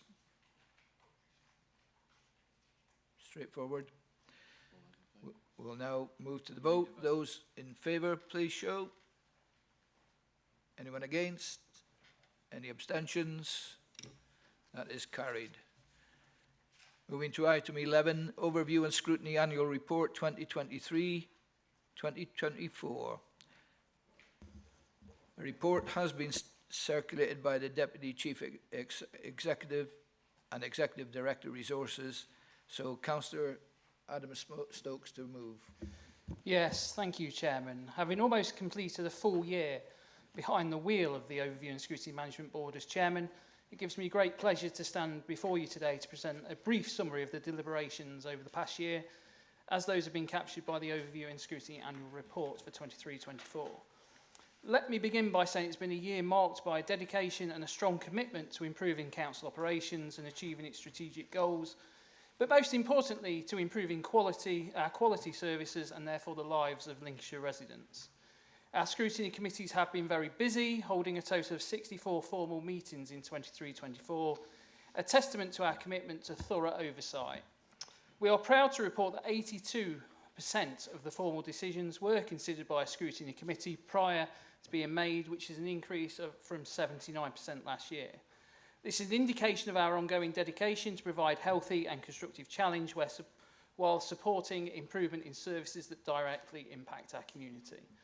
One of the standout achievements this year has been the support for Greater Lincolnshire Devolution Deal.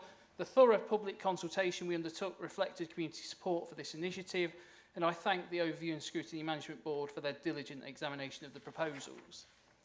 In addition, the Adults and Community Wellbeing Scrutiny Committee has made significant strides in recognising the invaluable role of unpaid carers in Lincolnshire. The committee has been proactive in ensuring that carers are aware of the support services available to them, which is vital for their well-being and the well-being of those they care for. Our focus on infrastructure has also been paramount. We have supported plans for a new Lincolnshire Secure Children's Home. This initiative not only enhances our service offerings, but also represents a significant commitment to safeguarding. I would also like to highlight the Environment and Economy Scrutiny Committee's work on the Food Waste Project, which is preparing for mandatory weekly food waste collections by 2026. And this is expected to generate a significant revenue saving and aligns with our commitment to environmental sustainability, which is a priority for this council and our residents. However, while we celebrate these achievements, we must also recognise areas for improvement. We've seen a concerning rise in the number of NHS dentist contracts being terminated, as reported by our Health Scrutiny Committee for Lincolnshire. This is an issue we must closely monitor and address for the benefit of our community. Lastly, but of equal importance is the work of our 2 scrutiny panels that are dedicated to conducting in-depth reviews on specific issues that require detailed examination beyond what is feasible at committee level. Scrutiny Panel A is focusing on the needs and support for young carers in Lincolnshire, aiming to enhance awareness and accessibility of services for this group.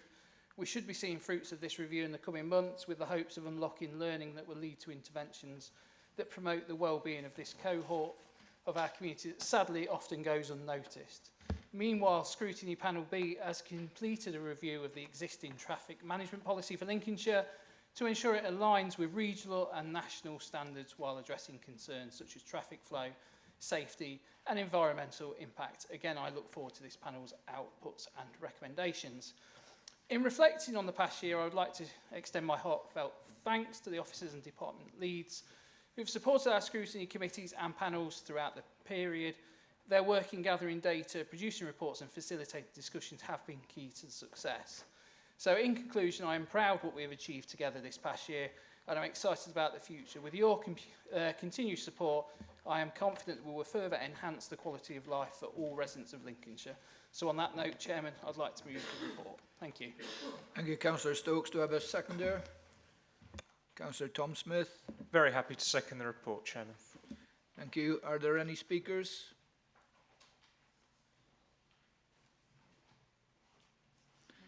None seen. We'll now move to the vote. All those in favour, please show. Anyone against? Any abstentions? That is carried. Moving to item 12, motions on notice submitted in accordance with the Council's constitution. Item 12, a motion has been submitted by the Conservative Group. Councillor Dyer, would you like to move your motion? Thank you, Chairman. And that is now my time to speak. Now I've proposed. It is. You yes, carry lovely. on. Thank you very much, Chairman. And it's deeply disappointing that I have to stand here before you today to propose this motion. In one of its early decisions, this government has chosen to abolish the winter fuel allowance, a decision that will have far-reaching consequences and far-reaching harmful consequences for some of our most vulnerable residents across Lincolnshire.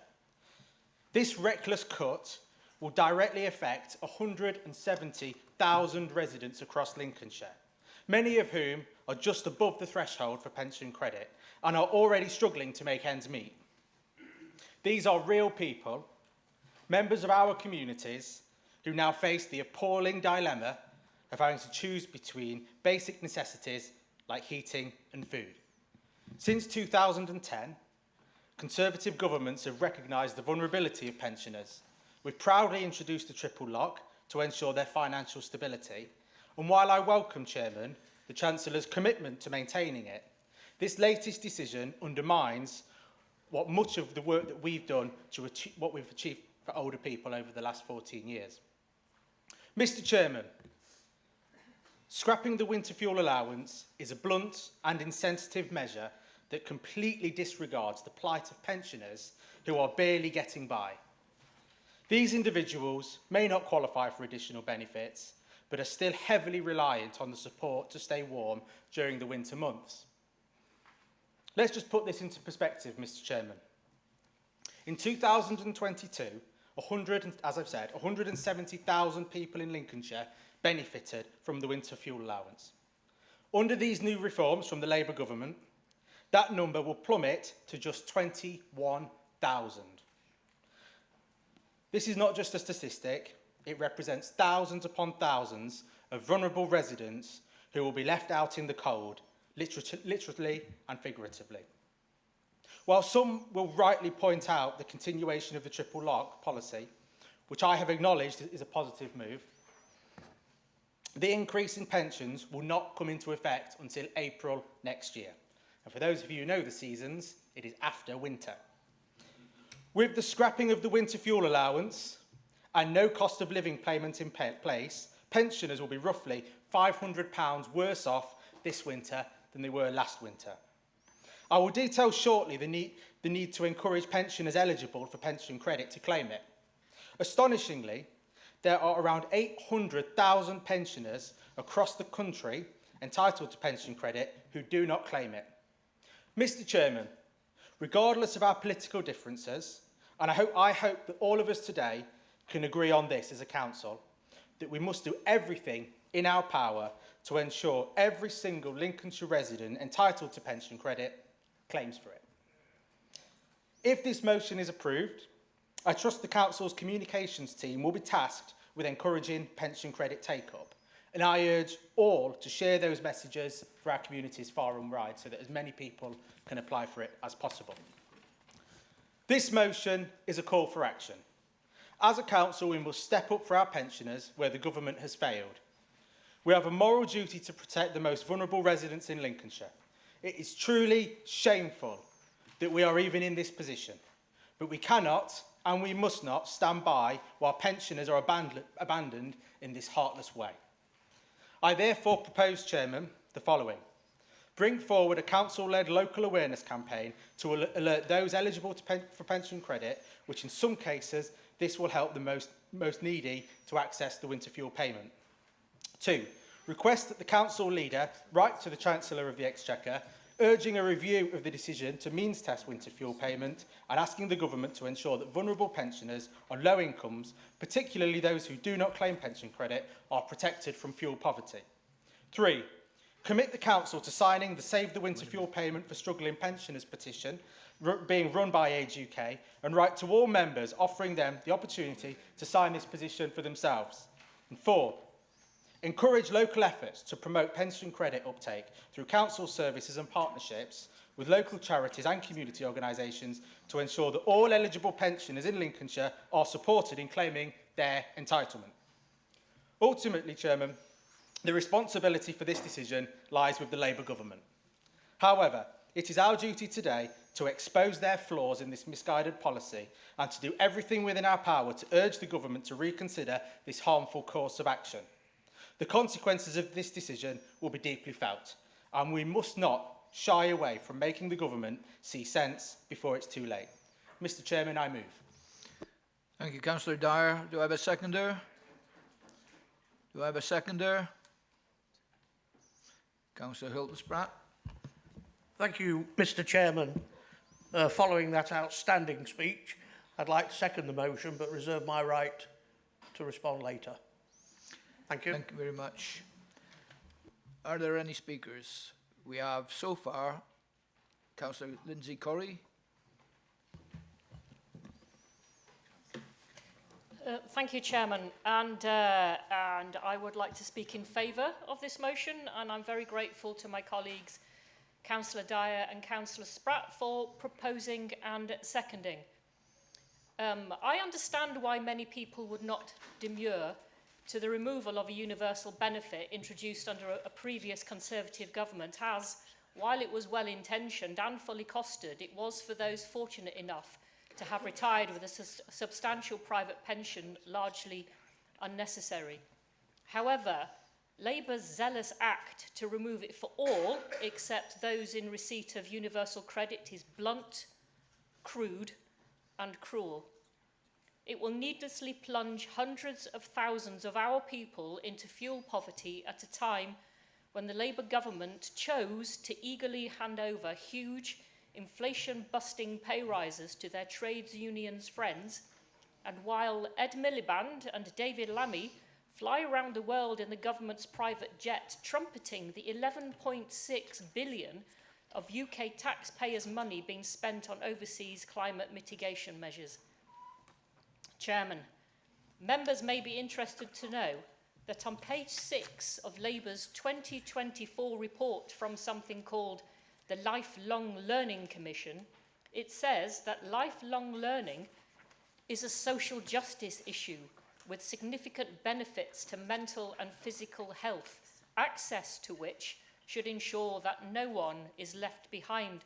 Well, I'll tell you something else, Chairman, that has significant mental and physical health benefits: being able to put the heating on in winter.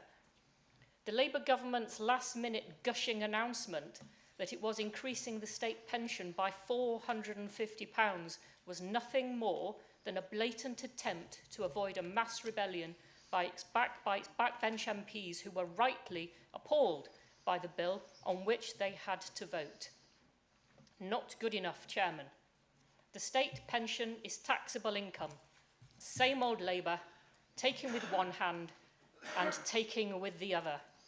It should be noted, Chairman, that while this revolutionary Labour government hums and haws over whether to protect free speech in our academic institutions, it's straight to the guillotine for our pensioners' winter fuel allowance.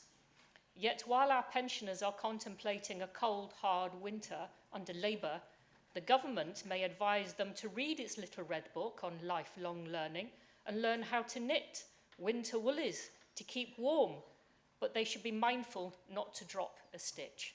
Thank you, Chairman. Thank you very much, Councillor Corrie. Councillor Sue Woolley. Thank you very much, Chairman. I hope everybody in this chamber agrees that hitting the most vulnerable in their pockets at the worst possible time of year is very, very difficult to understand. I really do not get why the government feel that it's necessary to hit those pensioners that are on anything over, I believe it's about £14,000 a year, to take that allowance away. What I also don't understand is, if they did have to take it away from anyone still earning and paying income tax, why not the higher rate taxpayers and those that pay the additional tax? Why not start with them rather than the most vulnerable groups? Colleagues will recall that in our budget we agreed to an uplift of to take it to £300,000 per year that we would give to Citizens Advice Lincolnshire. And my goodness, am I glad that I did that, because it means at least that we can offer our citizens in Lincolnshire the opportunity to go to their nearest Citizens Advice Centre and find out if they're eligible for any extra pensions credit. So please, at every opportunity, I ask you to point them in that direction. Thank you, Chairman. Thank you, Councillor Woolley. Next is Councillor Colin Davey. Thank you, Chairman. I, of course, speak in favour of the motion proposed by Councillor Dyer and Councillor Spratt. I just want to bring Council's attention to the coast in particular. I represent an area that is in the top 10% deprived areas in the UK, mainly because we have lots and lots of elderly people living in probably pretty poor accommodation, trailer parks for instance, many of which are heated in the winter by bottled gas. This costs a lot of money. You know, 2 bottles of gas in cold weather normally, £250 a week. The pension doesn't even cover it. Many of these people are very proud. They don't want handouts, they just want help. They want to be able to support themselves. And reaching out to these people who don't get the full state pension as you get after, if you're born after 1953, some of them have reduced pensions. And some of them don't claim pension credit. So we do need to do that work to help and support them. But we have other people living in Lincolnshire off-grid, again living on using bottled gas. And we haven't had a cold winter in Lincolnshire for a long time. We had a taste of one in 2010 when we had about 3 weeks of bitterly cold weather and everyone's electricity bills went through the roof. All of this, of course, is being driven by the zealotry of a net zero policy, which is being mishandled. And you know, the idea that you can take away from the most vulnerable and give it to people who are earning £60,000–70,000 a year with increased pay rises. It was the Labour Party that did their impact assessment on proposals that the Conservatives might bring out in relation to winter fuel changes a few years ago.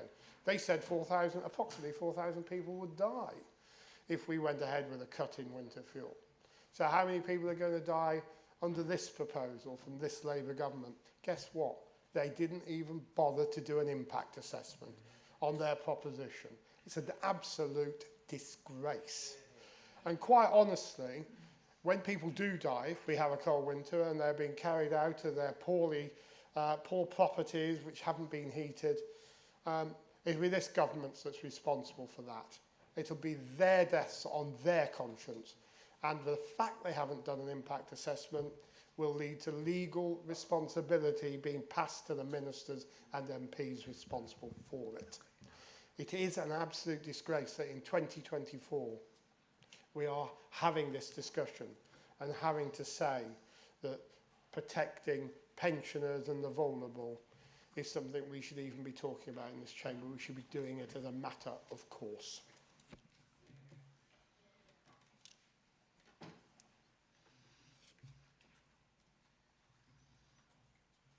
Thank you. Sorry for that. Just taking notes. Next to speak is Councillor Gary Taylor. Thank you, Mr. Chairman. I wish to support this motion and agree with the previous speakers. Today is Friday the 13th. Clearly very unlucky for many of our pensioners. We have a new government, an out-of-touch government, out of touch with those with a lifetime of service. I'm not here to speak for the wealthy or the millionaires. They can do that for themselves. But I'm here to speak for the poorest in our society, the poorest in our communities. We've heard in this council today, and earlier in this year, we did actually mark the 80th anniversary of D-Day. You remember, Chairman, those brave young men fighting for freedom, fighting for king and country. And also this year, had a wonderful conversation with a 97-year-old former member of the Land Army. She moved from a city in Yorkshire to Lincolnshire to work from dawn until dusk to feed this country. And now we know what the government is doing with that group of people. They're repaying them with that disgraceful decision to remove their winter field allowance. And that generation who worked on that land will also see potentially their land littered with pylons, turbines and solar. Again, we need to fight that decision. As you know, Mr. Chairman, to govern is to choose. And on this occasion, this government has chosen to attack. They've chosen to attack the wrong group of people. Thank you. Thank you, Councillor Taylor. Next to speak is Councillor Kevin Clark. Thanks, Chairman. In truth, the motion is a reflection on the failing previous government. And clearly the dire strait of finance they left. Labour inherited the worst financial situation since 1945, leaving a black hole of 22 billion. Public finance again and again was wasted by the previous government. Councillor Clark, could I just ask you to refer to the motion? This is not a party political broadcast that we require from you. Please refer to the motion. Thank you. The other side could mention the previous Labour governments. Why can't I mention previous Conservative government? Because we're speaking to the motion. Thank you.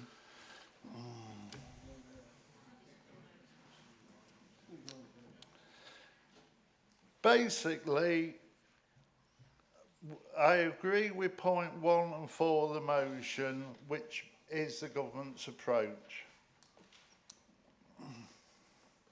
Thank you very much, Councillor Clark. Next to speak is Councillor Kelm.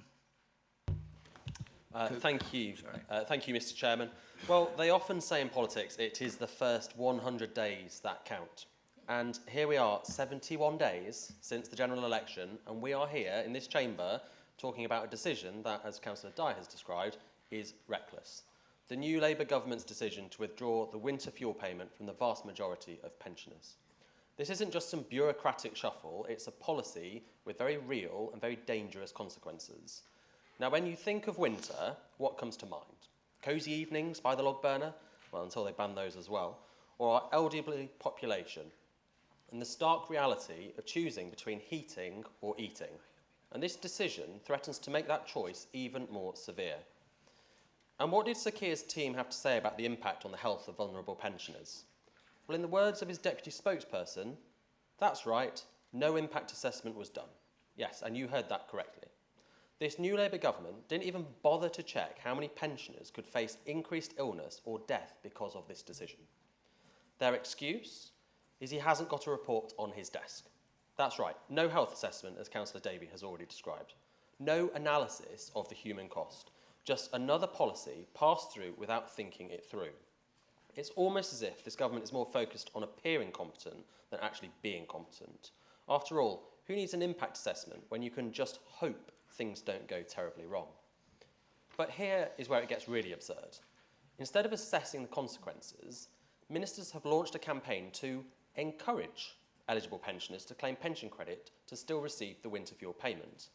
But experts have already warned that 800,000 pensioners aren't claiming what they're entitled to. So not only is this Labour government making pensioners jump through hoops to stay warm this winter, they're doing it without addressing a system that already fails nearly 1 million people. And let's not forget Labour's previous calculations, as we've already stated. It was said about 4,000 winter deaths. But this time, radio silence. No impact assessment, no transparency, just policies thrown around like confetti, not even in their manifesto. The government seems to be banking on a rise in the state pension to offset the loss of the winter fuel payment. But will that really keep pensioners warm this winter? Well, according to Caroline Abrahams, the charity director at Age UK, she's called this a social injustice and warned of the inevitable heating dilemma it will cause. And she is right. This is more than just a numbers game. It's about real lives and real consequences. In our county, with so much rural deprivation, our residents will feel this the most. So I ask, why, after 71 days, is this new government gambling with the health and well-being of our pensioners? Winter is coming, but under this Labour government, it looks like compassion is already frozen. Thank you. Thank you, Councillor Cook. Next to speak is Councillor Anton Danny. Councillor Danny.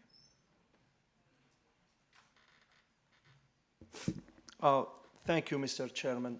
Yes, it is quite a decision to be made in less than probably 70 days. Well, it is sad to hear that the new government is going to cut the fuel allowances, not even a 6 month of leadership. And the first step is to target the vulnerable citizens in our society. The government has predicted that maybe 4,000 people might die due to this decision. The Prime Minister himself has stated that the NHS is in a critical condition and the health of the nation has deteriorated. So why cut the allowances? Why taking this decision if it's true? Instead of saving lives, the government will do the opposite. The Labour is abandoning their voters. And let's not forget that the Prime Minister has said the October budget will be hard. So God help the nation, I think. And I will say that the Labour is after us big time. Thank you. Thank you, Councillor Danny. Next to speak is Councillor Mrs. Marion Overton, MBE. Thank you very much, Chairman. And I have to say, I've heard some very fine speeches today, which I think is very impressive. It's an interesting change where we have now a government which is different to the majority of members here today. And I have to say, I agree with the motion. Many of my residents have said to me that they don't see why it shouldn't be means tested. They're quite happy, you know, they're in a wealthy situation themselves and they would rather that money went to somewhere where it was much needed. And indeed, many of them do donations and all of those things so that they are doing their best. But nevertheless, this is, as has been said, an extremely blunt instrument. We didn't do means testing before, and I remember questioning it previously, and it was explained to me that means testing is quite an expensive process administratively. You've actually got to look at everybody's, you know, all of their income, and it's not that straightforward. And therefore the gain would be significantly lost. And that's why it was just do a blanket one. So if it were going to be that it should be people who need it more and you just wanted to stop paying wealthy people money, then the way to do it would be, as has been said earlier, is to make sure that those that are on the higher income levels are the ones that don't receive it. And also even people who are abroad and all of those things could be sorted out. There's no need not to do it. Why not sort that out? That's straightforward. But what this government obviously recognises that wouldn't make £1.3 billion profit. And this is the rub. And it has been raised about the loss of funding that's been, you know, the lack of funding for the job. But what we do need is carefully thought out proposals that will actually make the difference that we all want. And that means making sure that our poorer residents are able to keep themselves warm this winter without worrying. Thank you. Thank you, Councillor Overton. Next to speak is Councillor Neil Murray. Councillor Murray. Thank you, Chair. I agree with some bits of this motion, but not all of it. And I do hope that the new government will look again at the rules regarding the winter fuel payment. And I hope that the new rules will benefit poorer pensioners, a lot of whom have occupational pensions, which aren't very big, but it stops them claiming benefits. And obviously I know lots of people who have got plenty of money who are pensioners, not me, but I know quite a few people, they don't need it. So we shouldn't be paying them it. So I'm hoping that that's what will happen. I think it's a shame, Mr. Chairman, that the government had to change the rules regarding this payment. And I was listening carefully to what Councillor Martin Hill said about you have to make choices. And unfortunately, the government have got a duty to stabilise the public finances because of the difficulties that they're in. And like Martin said, sometimes you have to make difficult decisions. Now, we all know that black holes do exist, mainly in deep space, but it appears as one in Westminster as well, a financial black hole. I'm a little bit disappointed, Chairman, because if this had been presented in a non-party political way, I think that would have been much better. But my colleagues on the other side have enjoyed themselves slagging off the new government, and I don't blame them in a way. But I think it'd be better if it was non-party, and we probably could have had more agreement. The preamble to the motion, the way it was put, was exceptionally party political, which I don't think is a good thing. So what I'll be doing with my colleagues, Mr. Chairman, we'll be lobbying the MP for Lincoln, Hamish Faulkner, and we'll be saying, can you lobby the Chancellor to make this fairer? Because I think nearly everybody agrees poorer pensioners should get it and wealthier pensioners shouldn't. Thank you very much. I'm sure we'd love to hear from Hamish. Moving on to the next speaker, Councillor Tom Smith. Thank you, Chairman. Before I begin my remarks, the reason it's got political is because it's a political issue. There was a choice to be made and Labour made theirs. Chairman, not content with the first act they did of throwing our armed forces who served Northern Ireland under the bus to the wolves and then undermining free speech, Comrade Starmer has now set his sights firmly on our nation's pensioners, who have worked hard all their lives, and many will now have to make the choice between heating or eating, which is an abhorrent choice to make. Starmer says there is a black hole in the nation's finances. Then why has the Treasury refused to give any details of this when they've been asked to? The simple answer, Chairman, is there is a black hole in the finances, yes, but it is of Labour's own making. As one speaker already alluded to, they've made their decision of who they want to butter up to and who they don't. They've failed in their duty of a government. The first duty of any government is to its countrymen and countrywomen. They could have made a very easy decision, Chairman. There's a very large foreign aid budget. They could have decided to reduce the foreign aid budget so that our pensioners in Lincolnshire didn't have to decide whether they're going to eat or whether they're going to freeze.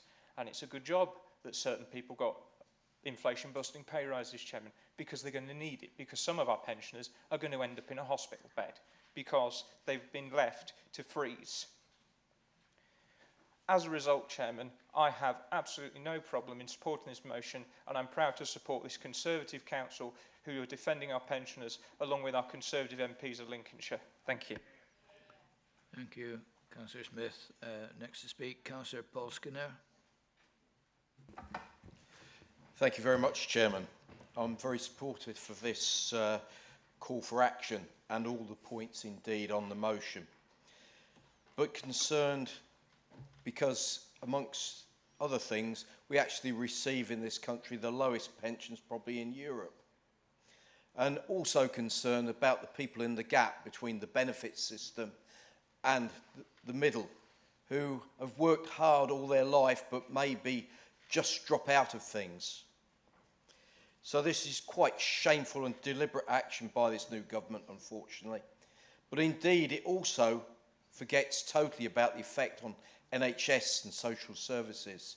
And it also forgets about the individuals, because the people that will suffer hypothermia and end up at NHS, it won't just be that and the overload on NHS.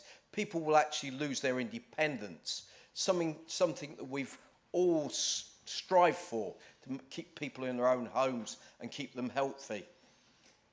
So on top of all of this, this sort of behaviour does not encourage people to do their best in life, but actually promotes a benefit society. So therefore I will be supporting the motion. Thank you.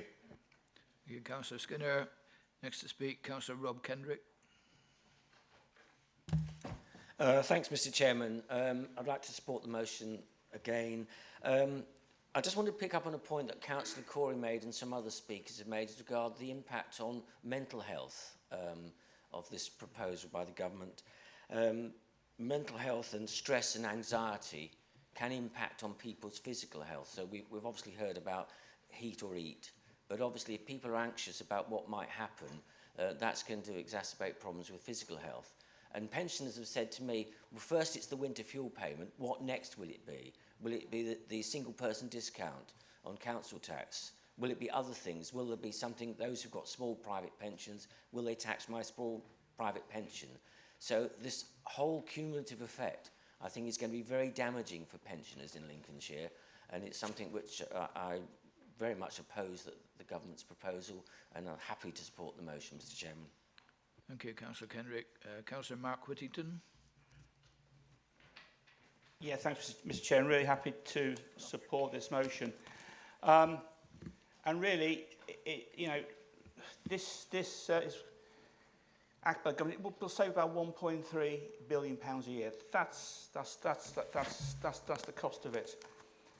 And we've already sort of talked about or alluded to difficult decisions, and reference has been made to a black hole in the public finances of about £22 billion. Well, okay.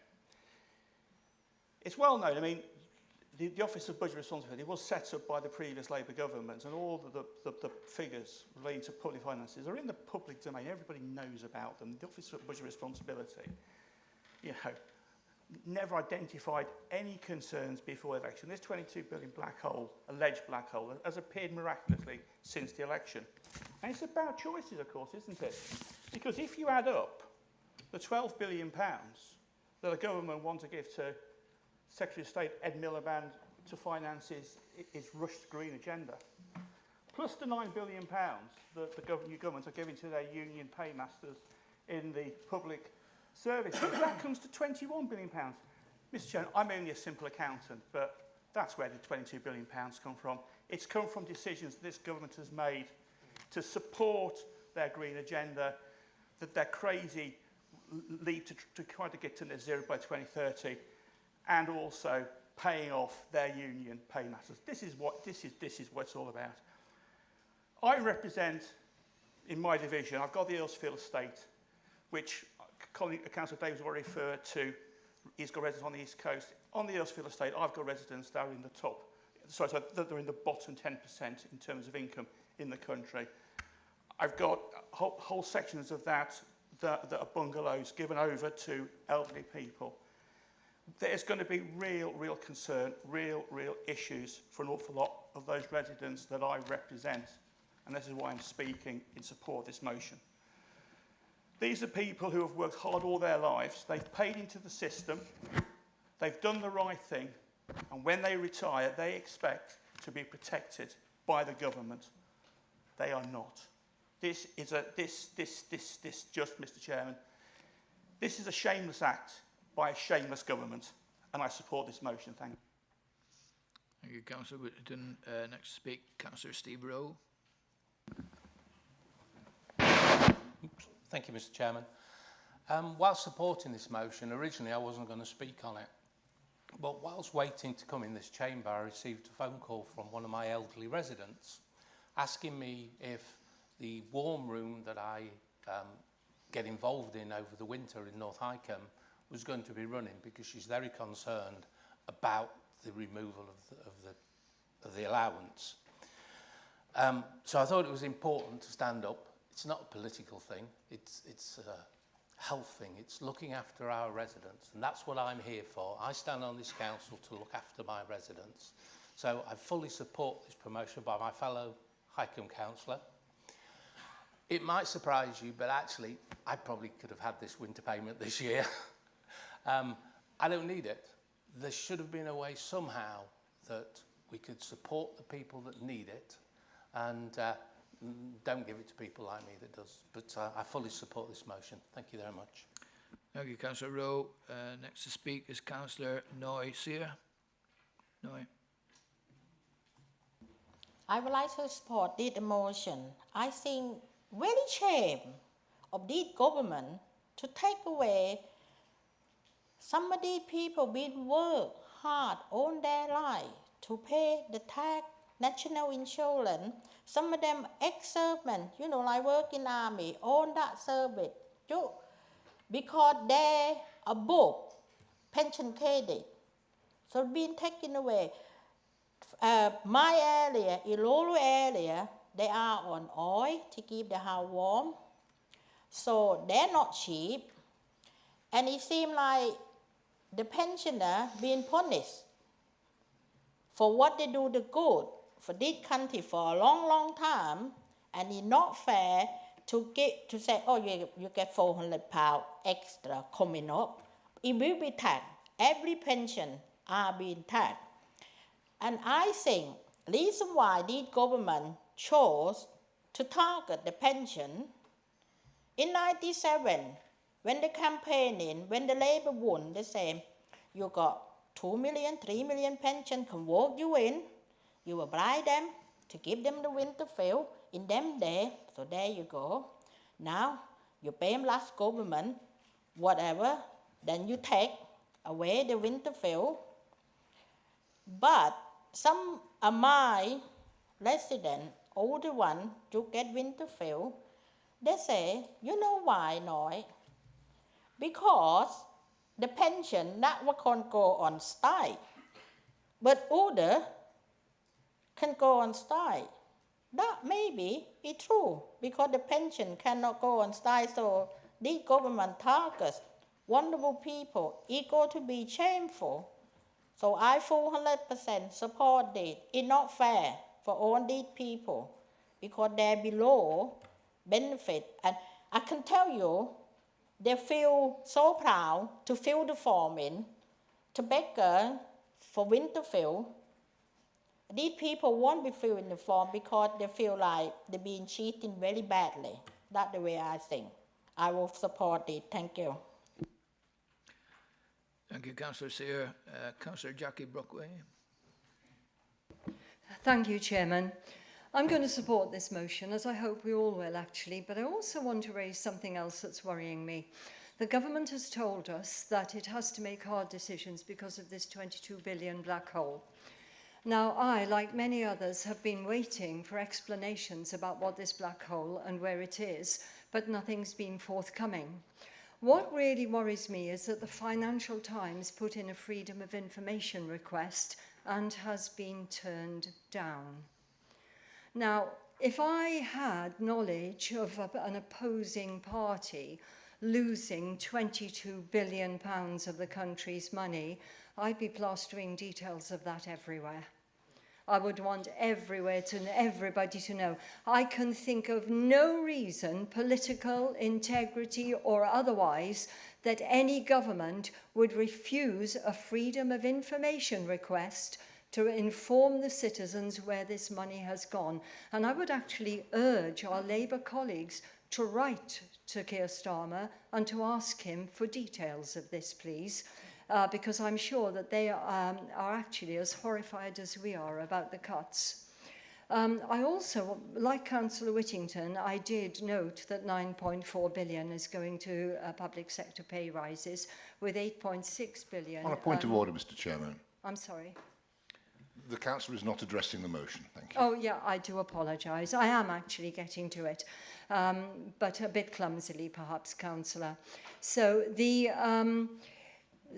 what worries me about this is this loss of money attached in any way? Is the £300 also going to affect pensioners and other people's cold weather payments? Because there isn't just the one benefit to do with fuel, and I wonder if we can inform ourselves, and I do apologise for rambling. Thank you. Thank you, Councillor Brockway. Next to speak is Councillor Hugo Marfleet. Thank you, Chairman. Well, the decision has been made, and that's the Labour Party's decision. The Conservative Party is pretty much against it throughout. I think for me, the main bit that really now does count is the campaign that this council leads to make sure that we hit and connect with those that are vulnerable. And accessibility is a huge thing. We've got people that live in rural areas. We've got people that live in isolation. And most of all, accessibility to some of those people, and a lot of those people have got pride. They've worked hard all their lives, and there's a lot of pride here, and people don't necessarily like to ask and reach out. And we have to somehow connect and make sure that we are covering our communities. I'd perhaps go a bit further on the motion in terms of, I think actually it'd be really good if we'd got a helpline dedicated to make it more accessible, that people who aren't IT savvy and you're 90 years old living at home, or you're even 70 years old, they need to be able to connect, and not everybody is computer IT. And I think a helpline would really sort of help, and the community itself has got to get behind and actually look out for your neighbours and look out for people, because actually there's going to be some people that really do need help and that won't step forward. So we all have to do our bit now, and I fully support the motion and welcome a well-led campaign from this council. Thank you. Thank you, Councillor Marfleet. Next to speak, Councillor Tom Ashton.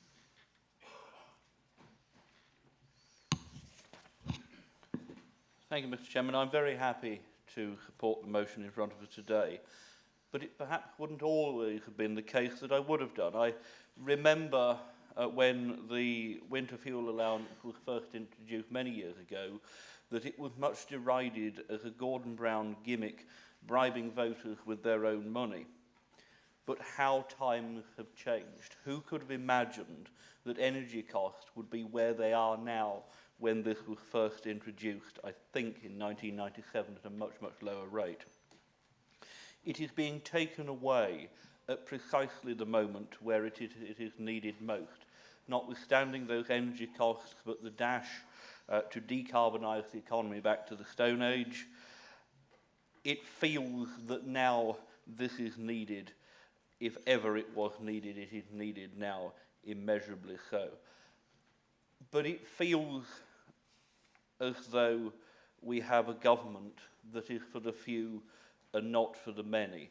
And I hear the arguments that have been made already today, and made incredibly eloquently, that there is funding being shoveled off to people that are lucky enough, if not to be pensioners, but to, for instance, to drive trains. And I'm always reminded that these are the kind of approaches that led to firemen being employed on electric locomotives 5 years after the last steam engine put out its fire. These are the people that are benefiting from this government, and not our pensioners. It is the thin end of the wedge that is being driven through our country and our society. That is why I support the motions that we have here, because if we cannot change the mind of the government on this, then we are going to need more than ever the local measures that are in this motion today to give the protection to our people in Lincolnshire. Thank you, Mr Chairman. Thank you, Councillor Ashton. Councillor Andrew Key. Thank you, Mr Chairman. I don't normally make political statements in here, but this is most certainly a political matter because the government have made the decision to do this. And all I would say, I don't need 3 minutes, all I would say is what would have happened if it had been the other way round and the Conservative government had proposed it? What would Labour have said then? They would have said we were the nasty party. Well, there's nothing more nasty than this, so shame on them. Thank you, Councillor Key. Councillor Matthew Bowles. Thank you, Chairman. Again, I wasn't planning on speaking because I do completely support the motion, so we'll vote in favour of it. And I think the point that I think it was Councillor Marfleet raised, I think the really important thing for this council is to get the message out in that campaign to our most vulnerable residents about signing up to the pensions credits. So I think that is, you know, we know the decision's been made. I think the most important for this council is, you know, the part of the motion about the campaign. Just one thing I would point out, and it goes back to what Councillor Rowe says, you know, I'm here to represent my residents who contact me, and like everybody else, I've had numerous phone calls from residents, very similar to the same phone calls and conversations I had with residents about the cut to the uplift in universal credit. We had a motion in this chamber in September 21 on that very motion, and there wasn't the same feel and the same anger and the same comments coming from the opposite sides. We know why that is, that's politics, but I get the same representation from my residents on both things. I will support both motions as I did then, I'll support this motion. So I just, you know, a bit of consistency, you know, residents can see what's happening.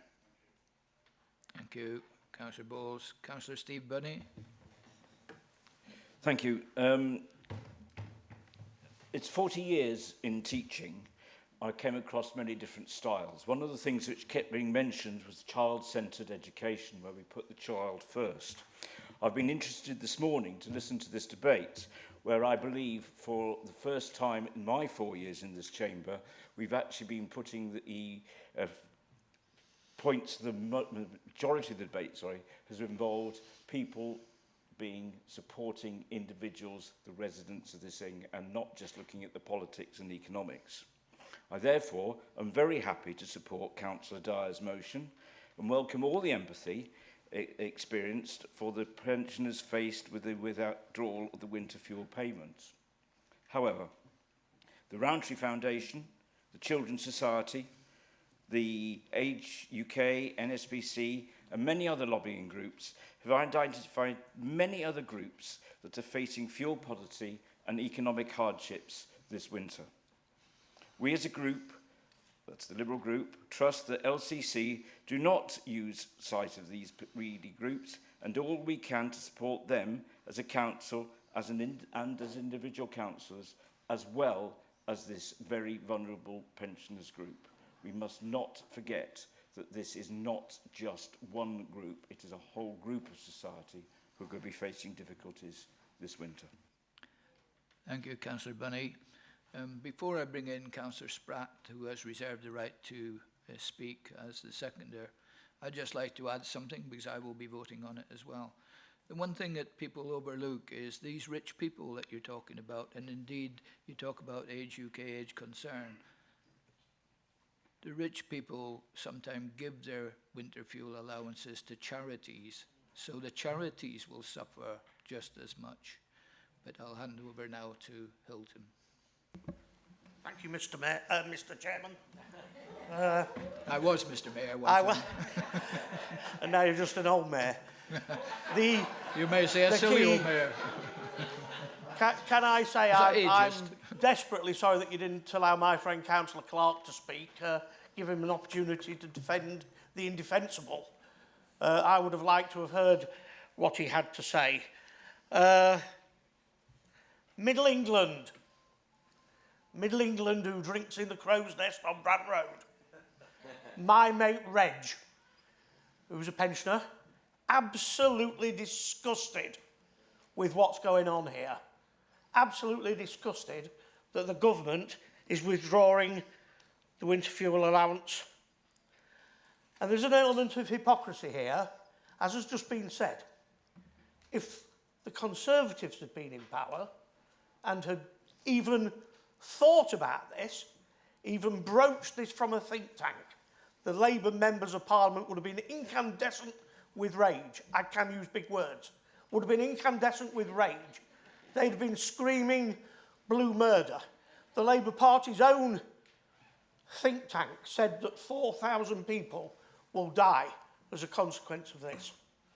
So whilst the public are disgusted, they will look to the County Council to put on these schemes to help, in the words of the resolution, to help people try and get by. Because we've just heard the fuel cap, it's going up, isn't it? It's going up in October. And the Labour government said they were going to cut fuel costs. Well, they have the power to regulate the price of fuel if they so wanted to. It's up, the poor will still get the money. A lot of people argue that the rich people don't need it. And I understand that argument. But if you follow that through to the logical conclusion, does it mean that the rich people should not get old age pensions? Is that what's coming next?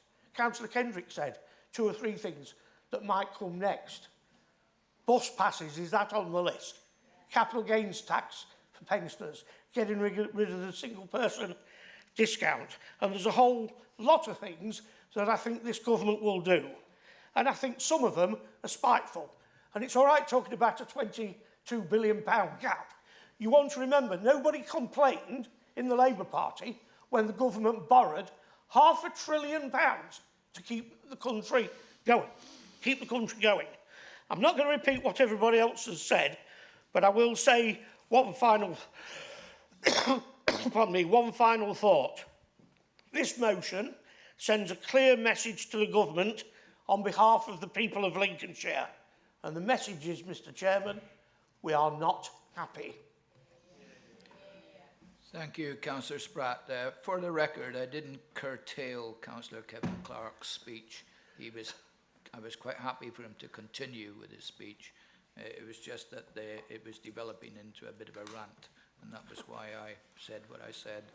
But I did not choose to stop him speaking. You may come back, Councillor Clark. Thank you, that's very nice of you, Chair. But not Can for you 3 do it minutes. equally, Not for then? 3 minutes, just as if it's a point of order. Is it a point of order? Is it a point of information? Is it a point of clarification? It's not a point then. Okay. Thank you.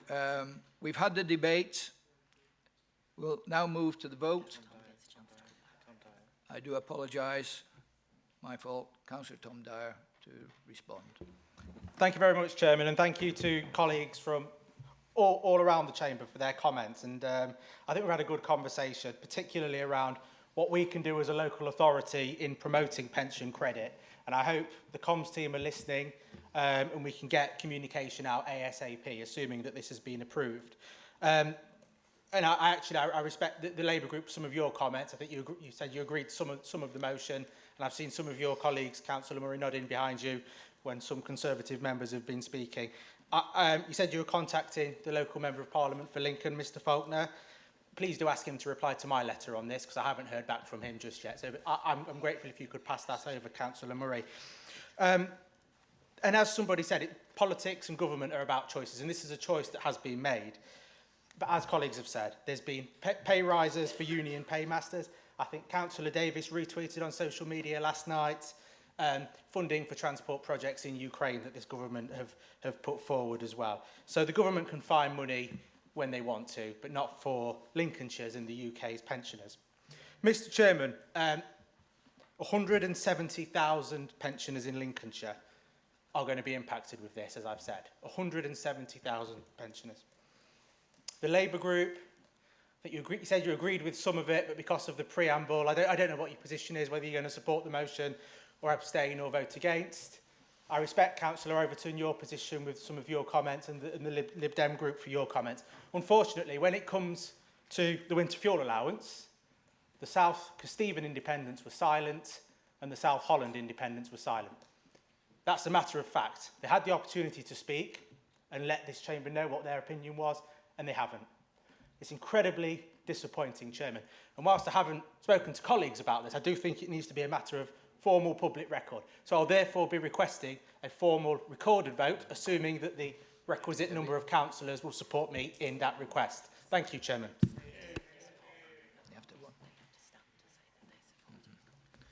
Thank you, Councillor Dyer. As you have just heard, there will be a recorded vote.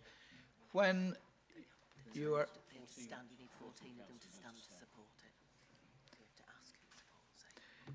Can we have a record of who supports a recorded vote, please? That's okay. Right.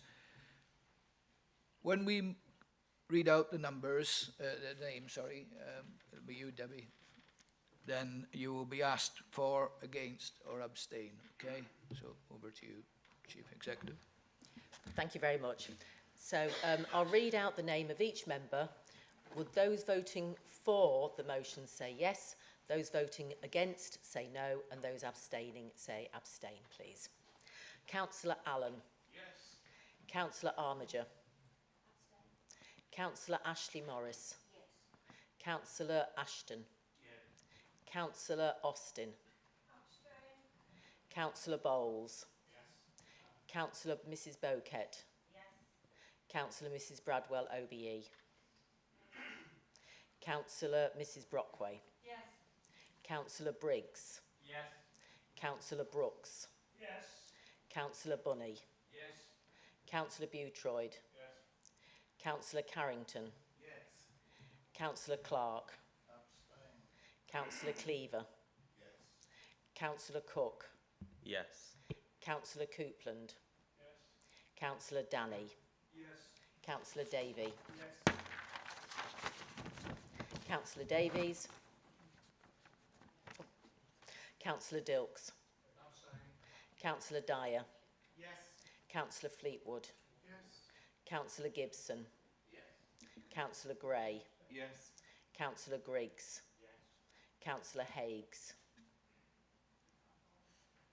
Councillor Hall. Councillor Hill OBE. Yes. Councillor Kendrick. Yes. Councillor Key. Yes. Councillor King. Councillor Macy. Yes. Councillor Marfleet. Yes. Councillor Martin. Yes. Councillor Matthews. Yes. Councillor Morn. Yes. Councillor McNally. Yes. Councillor Murray. Councillor Nutman. Yes. Councillor Mrs. Overton MBE. Yes. Councillor Pepper. Yes. Councillor Perrotton Williams. Yes. Councillor Rawlins. She's not here. Councillor Reid. Councillor Rowe. Yes. Councillor Sear. Yes. Councillor Skinner. Yes. Councillor Smith. Yes. Councillor Sneath. Yes. Councillor Spratt. Yes. Councillor Stokes. Councillor Strengle. Yes. Councillor Taylor. Yes. Councillor Tyrrell, he's gone. Councillor Mrs. Vernon. Yes. Councillor Whittington. Yes.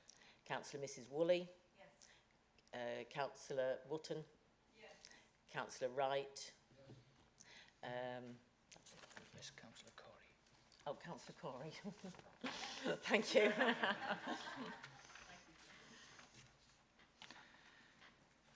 Right, over to you now. You're going to announce this.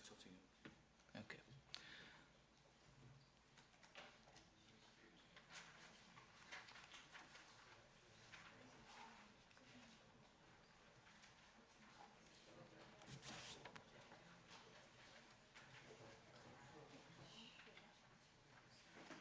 Just write it down. Write it down for me.